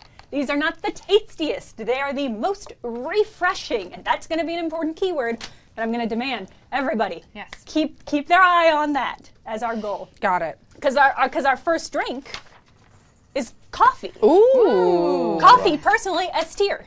I love it. You're talking to two coffee lovers right here. I think we're all coffee lovers. We work in the media. So Yeah. We need it to live. pretty important. Start my day every day. Cup of coffee. Yep. I would say it's mentally refreshing. That's a great point. I was really only thinking of the physical. I think coffee obviously is refreshing at the start of the day. However, I also find it really comforting. And it makes me feel cozy, which is not refreshing. Just the smell of it. Yeah. That said, it is a diuretic.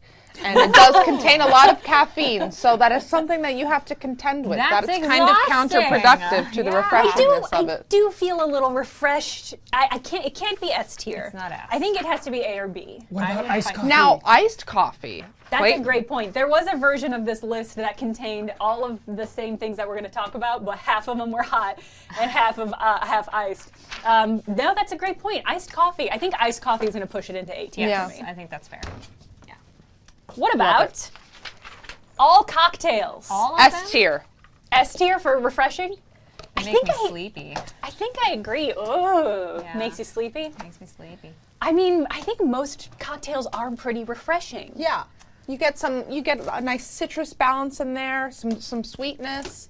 Unless you're talking about a very spirit-forward drink. See, I was thinking hot toddies or a hot rum, hot buttered rum. Not very refreshing. Not refreshing, Stodgy. but definitely comforting. Yeah. Yeah. I guess, in the context matters here, because I think if I'm on vacation, I've just sat down at a patio and I have an ice cold cocktail, yes. If I'm in a dark bar and it's there's candlelight, is it refreshing? No. I think anything that has the potential to be served in a coconut has to be S tier refreshing. Yes, and a pineapple. I mean, a margarita is the most refreshing drink on earth, right? And so there also you go. the most perfect. Juice fruit. Ooh. Refreshing. Super refreshing, Love it. right? Super refreshing. Just like but really super also refreshing. very heavy because it's really sweet. Ooh, that could take it down a notch. Not for me, That's baby. true. It depends on the type of juice, I think. Fresh squeezed orange juice is way more refreshing than I would say like a peach nectar, which is perhaps still technically a juice, but also Thicker. is like a medium thick drink. Oh, but it would make me so happy. It would still be very pleasant, Yeah. but that's not what it is. It's refreshing. I think you're right. I think I might have to drop it down here. I guess, that's fair. Yeah. That's fair. Yeah. Can't argue with logic. Oh. Juice, vegetable. I think this one's going to be trickier because in my mind, S tier refreshing. Yeah. But I don't think it can be above fruit juice, right? Like it's just Name a vegetable. Beet, carrot. You would. I do love beets. Known for my love of beets. I do think you're right though, because even when there is something medicinal about it, that makes it refreshing. Yeah. I also love wheatgrass. I'm a wheatgrass baby. But I think you're right. I don't think it can be above fruit. Yeah. Also, there's an apple in that picture. What are you? That's true. Somebody going on here? was sloppy about her B-roll. to me, a good hallmark of a refreshing drink is a drink that you can put ice in. And all of these drinks you can put ice in, with the exception of maybe the vegetable juice. And it would be kind of weird for fruit juice too, I guess. But people drink apple juice with ice in it. Or orange juice, yeah. Can I ask us something from the chat? Yes. The fruit juice necessary to make cocktails refreshing. Can you have a cocktail refreshing that doesn't have fruit juice in it? Yes. Yeah, absolutely. Okay, just making sure. Of course. I mean, if An aviation would be refreshing, although I guess that Gin does have and tonic. lemon juice in it a little bit. I mean, a martini. I think a martini is very refreshing. Yeah. Okay. Yeah. I do take mine dirty though, which again is getting kind of close to. Anyway, let's move on. We can circle back. Hot chocolate. I gave it its own tier. That might be divisive considering some of the other things that I have grouped together. Absolutely not. No. Not at all, right? Not at all. Yeah. I hate hot chocolate actually because it just makes you feel awful afterwards. It's like drinking a meal. Okay. It's no sturdy. thanks. I'm It's not gonna sturdy. go that far. It's It's just not emotionally good. refreshing. I'm sorry, but it's not good. I would say, but not. It's That's not. my tummy. Yeah. It's a little. It's like a stack of pancakes. It's sometimes a little bit much. Dessert drinks. This is a broad category that I have, including like some fancier boba tea, melted ice cream, root beer floats, cereal milk, which New Yorkers will be familiar with from Milk Bar. I would say delicious, not refreshing. Not refreshing, right? No. Mid tea. I would say mid because it depends. Because bubble tea I find very refreshing. And an espresso And martini. it's exciting. Yeah. The bubbles make it exciting. Yeah, I think there's an emotional component here, more so than hot chocolate, which is a comfort. Yes. But like when I get a cup of boba tea, I'm pretty psyched. I'm pretty psyched out of my mind. I think C feels solid. And all of those are cold, which I think has to put it above hot chocolate. True. All right, this one I know is going to be divisive. Oh dear. Grain-based drinks. Ugh, Malta. Ugh. Yeah, this is a mix. There's malt liquor, there's Malta, Ovaltine. I included worst. barley Stand up to tea, the camera. amazake. This is a real mix of drinks. No, not even D tier. Burn it to the ground. Disgusting. They're wrong. I'm fine with it, frankly. Isn't Ovaltine just kind of like off-brand hot chocolate but cold? It's malted. It's like Nesquik. It's like malted hot chocolate. That's the problem. That's really dragging it down. But here's my counterpoint. Barley tea, and I have chosen my favorite brand, which is House Barley Tea, is my favorite refreshing summer drink. Really? Yes. I didn't even know that was a thing. Yeah, because it's easy to make. You just put a bag in like a jar and cover it with water and put it in the fridge, and then like 4 hours later you got a perfect summer And drink. it's just barley? Yeah, it's basically just barley that you soak. I think it's very refreshing, but overall, I think the category is low. Malt liquor is also very refreshing, but It's dragging it down. there's too many others that weigh the category down. Yeah. Next we have plant-based milks. You got your nut milks. That's it. Oat milk, almond milk. I wouldn't say it's refreshing at all. I wouldn't drink a glass of it by itself alone. Yeah. It's like in stuff, right? Like Yeah. I would put that on the same tier as grain-based drinks. It is fine, but yeah, I put it in smoothies. I wouldn't just like sip a big glass of oat milk. Yeah, it's hard to picture that. Yeah. Which feels like an important component for refreshing. Yeah. Milk, flesh-based. Oh, interesting. Higher, lower. flesh-based? Yeah. Milk of the skin. When you put it that way, D. It's so. I mean, why are you hovering over B? Well, Jenna, what are you doing? Because if we're talking, I mean, so one of the arguments for plant-based milk not being refreshing is you wouldn't sit down and drink a glass of it. Okay. Beautiful, tall, crisp glass of milk. A flesh milk. Here's the other thing. Milk. I feel like flesh milk gets colder than nut and oat milk. It's crisp, Yeah, right? yeah. It's and that beautiful. makes it more It's got a refreshing. great flavor. I don't know. The proteins, maybe? Wow. Okay. Yeah. I would I'll put buy it that I'll in buy B. it. Yeah. Okay, all right. I'm glad to hear that. This is Our going to be first B. controversial. Cider, alcoholic or non. Ooh. Oh. Ooh. I think that's. Ooh. Iced A tier, I think. I think. I mean, I would way, go I would say S tier. more refreshing I would than go a beer S. for sure. Yeah.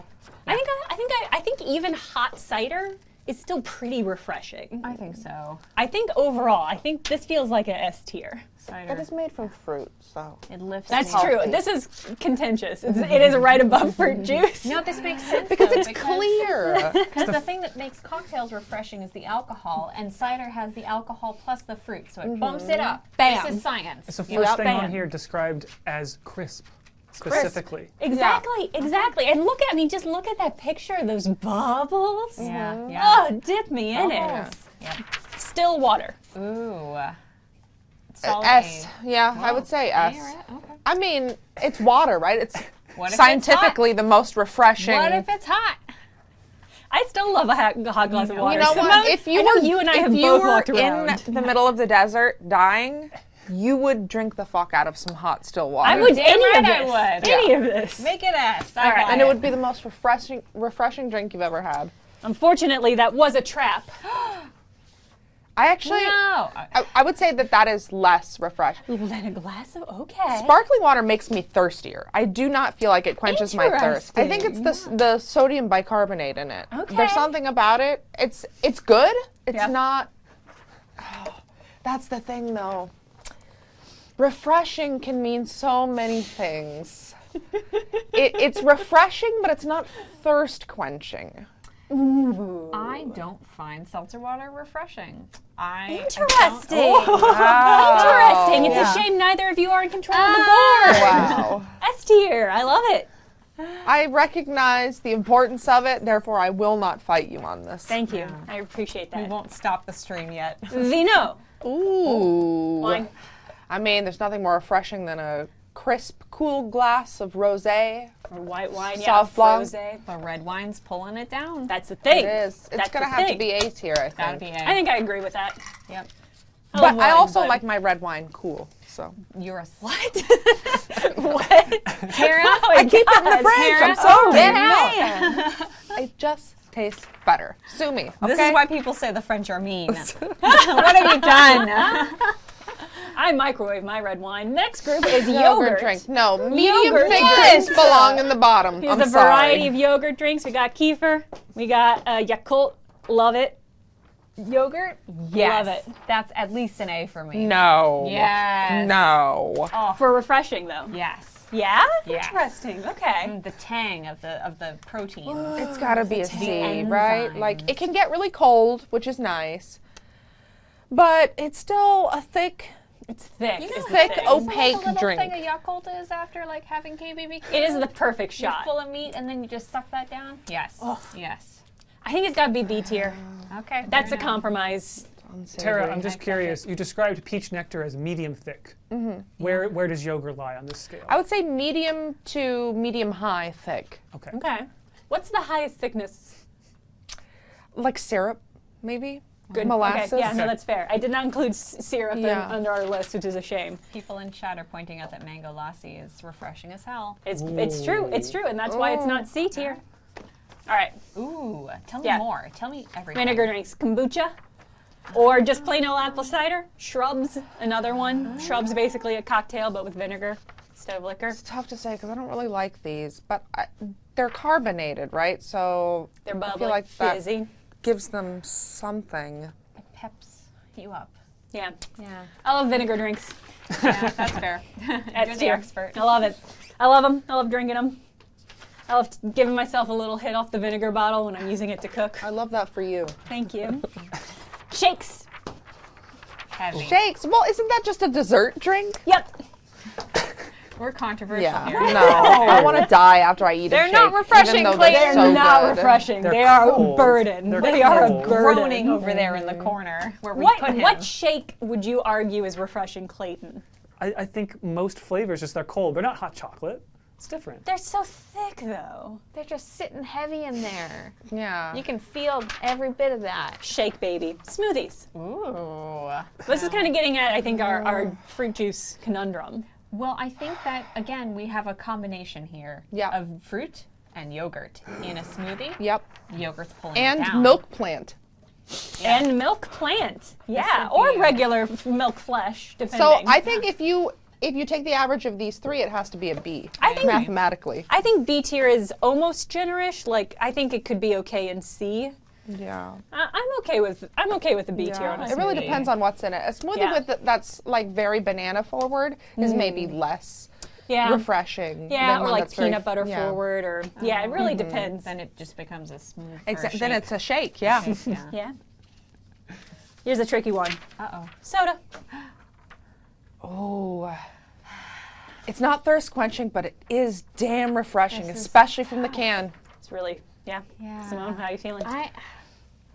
Because I don't really like soda, but in the situations where I drink it, it is because it's refreshing specifically. Yeah, that's the problem. Is I also don't drink soda. Yeah. Don't like it. Too sweet. Hurts my teeth. But It's diet refreshing as hell, though. It is. I'm going to say an S tier. It's refreshing. Yeah. It's unfortunately Okay. chemically, corporately produced nailed to be it. the most refreshing They do that. possible. Spirits. All spirits.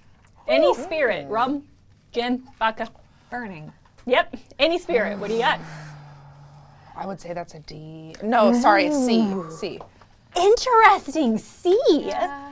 Because it's what you add to the spirits that makes it refreshing. But the spirits by themselves are...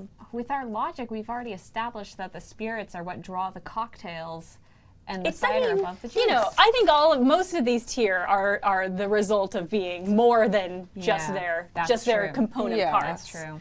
But I'm imagining just taking a swig of gin and how refreshing that. It makes you feel warm. Maybe the opposite of refreshing, right? See, for me, gin's like the iconic summer drink. I mean, no, I know, but if you just imagine taking a swig of warm gin with nothing else to add to it. Warm gin. Yeah. I mean, let's like go with that. the baseline here. I have some underneath my desk, by the way, if we want to experiment later. It's mid or below for me. Just because I wouldn't be, because of the strength of it, I wouldn't be able to get it down because it hurts my mouth. Clayton or Pat, can I get a vote from behind the screens? Spirits. It's anti-refreshing. You literally have to take like a chaser. That's like a thing with. Yeah. Oh, you guys are drinking cheap, The shitty exception, I would spirits. say, is like gin on the rocks. That's that's my ideal summer drink. I show it a lime, and that's it. Exactly. It's great, but how many spirits can you do that with? Not many. Not many. It's really just gin and vodka's not good like that. See it highest. See it highest. Okay, yeah, I think you've convinced me. Yeah. I think you've convinced me. It really is the addition of other things that raises the spirits. Yeah, and most of what's on this image is dark liquids too. Yeah, I stacked to the deck against spirits. And last but never least, tea. Yeah. Hot, cold, herbal, S tier. black. S tier. Interesting for refreshing. I mean, iced tea. Come on. There's no more refreshing drink on earth. I think Pretty the great. existence of hot decaf tea has to bring it at least down one rank from S. Interesting. Why? You mean like sleepy time tea? Yeah. Oh. There's whole but- genres of tea just to make you go to bed. But herbals. But it's not awakening. Most awakening beverages. It's refreshing. I still think chamomile tea is very refreshing. Really? Even though it is like a sleepy, soothing, warming drink. Yeah. There are some feel bitter this, but I teas respect though. it. Yeah, that's the other end of the spectrum though, is like your pu'ers, which is just like hay. But again, I mean, I'm biased because I like my grain-based drinks, but even that I could not argue is refreshing. Yeah. I mean, either way, no matter how you serve it, it's still hydrating. That's true. Most of these things are. I would say B naturally, but I would accept Ooh. A. I can't allow B. I'm sorry. I also agree. It's definitely not B. I'm between S and A right now.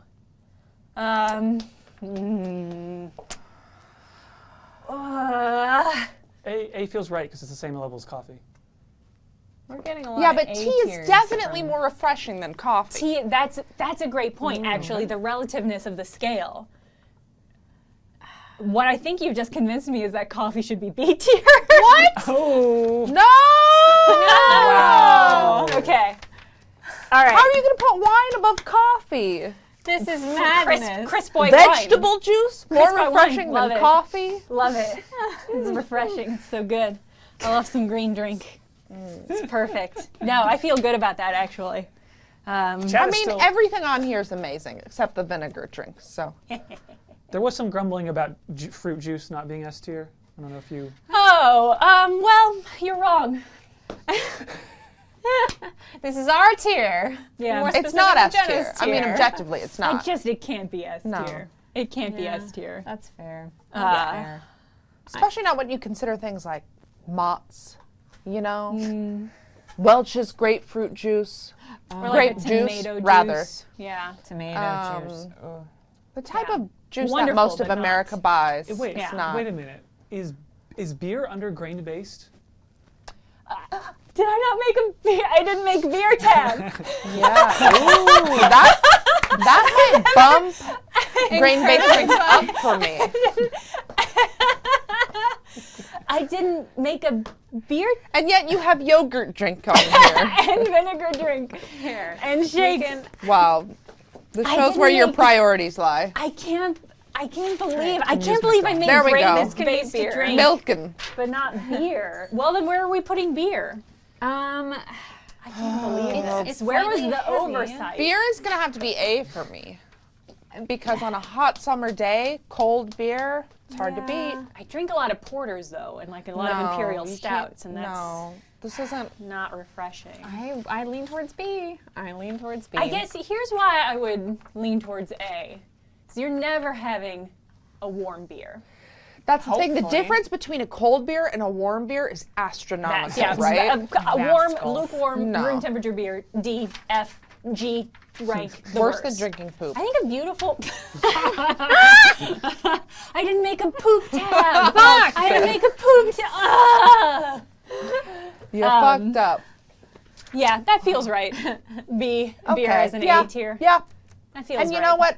I would agree with coffee being B now because I think beer is more refreshing than coffee. Yeah, I think so too. But it's definitely not S tier. I don't think it's S tier. I don't think it's S tier. Okay, I agree. Okay. I really want some cider now. Me too. God, I'm so thirsty. Me too. So thirsty. I did not put my water over here. Hey, thank you everybody in the chat for joining our tier list. If you don't already subscribe to us here on Twitch, you can do that now by clicking a button, and then you'll be here forever. That is a great way of following us. We are also, what else did we have to plug? You should go to Polygon.com and experience Who Will Win Week. It's a special event happening. Are you going to flip it over? It's a special event happening now. There's essays, there's voting, there's tiers. I highly recommend checking it all out. We will not be doing our normal Thursday 3 p.m. Eastern Time stream because we did this instead. This happened. Yeah. So we won't be here this Thursday, but we'll be back to our normal schedule next Thursday, 3 p.m. Eastern Time. Is there anything else we need to or want to plug? Huge shout out to Pat for Yeah. manning this stream. Thank you for sitting there. Excellent job with that Mac Patches thing. Yeah. Mac Patches? When you put Mac's head on patches. Yeah, Yeah. just really stellar, That was stellar today. camera work. That was just a couple hours ago. I think literally in the last 30 seconds there, I got the closest I've been to tuning either the video to the audio. Wow. So Perfect. Congrats. Time to Thank you. blow all your hard work by ending the stream. Yeah, shut it down. well, sorry about the sync issues, but this was great. We'll probably be doing another special stream sometimes. Ooh. I mean, we already announced that we're doing the Polygonathon again. Yeah. Yes. It's coming up. And I guess we can we say like look for a date very soon? Pretty soon. on Yeah. that. Yeah. I would say like early June. Okay. Let's say early June. Let's say early June. And here's the Pat promise. Uh-oh. The audio and video, it's going to be in sync. Whoa! Call it the early 2000s because it'll be in sync. Hey, everybody, thanks for joining us on this stream. I think that's it. Bye. Thanks for watching.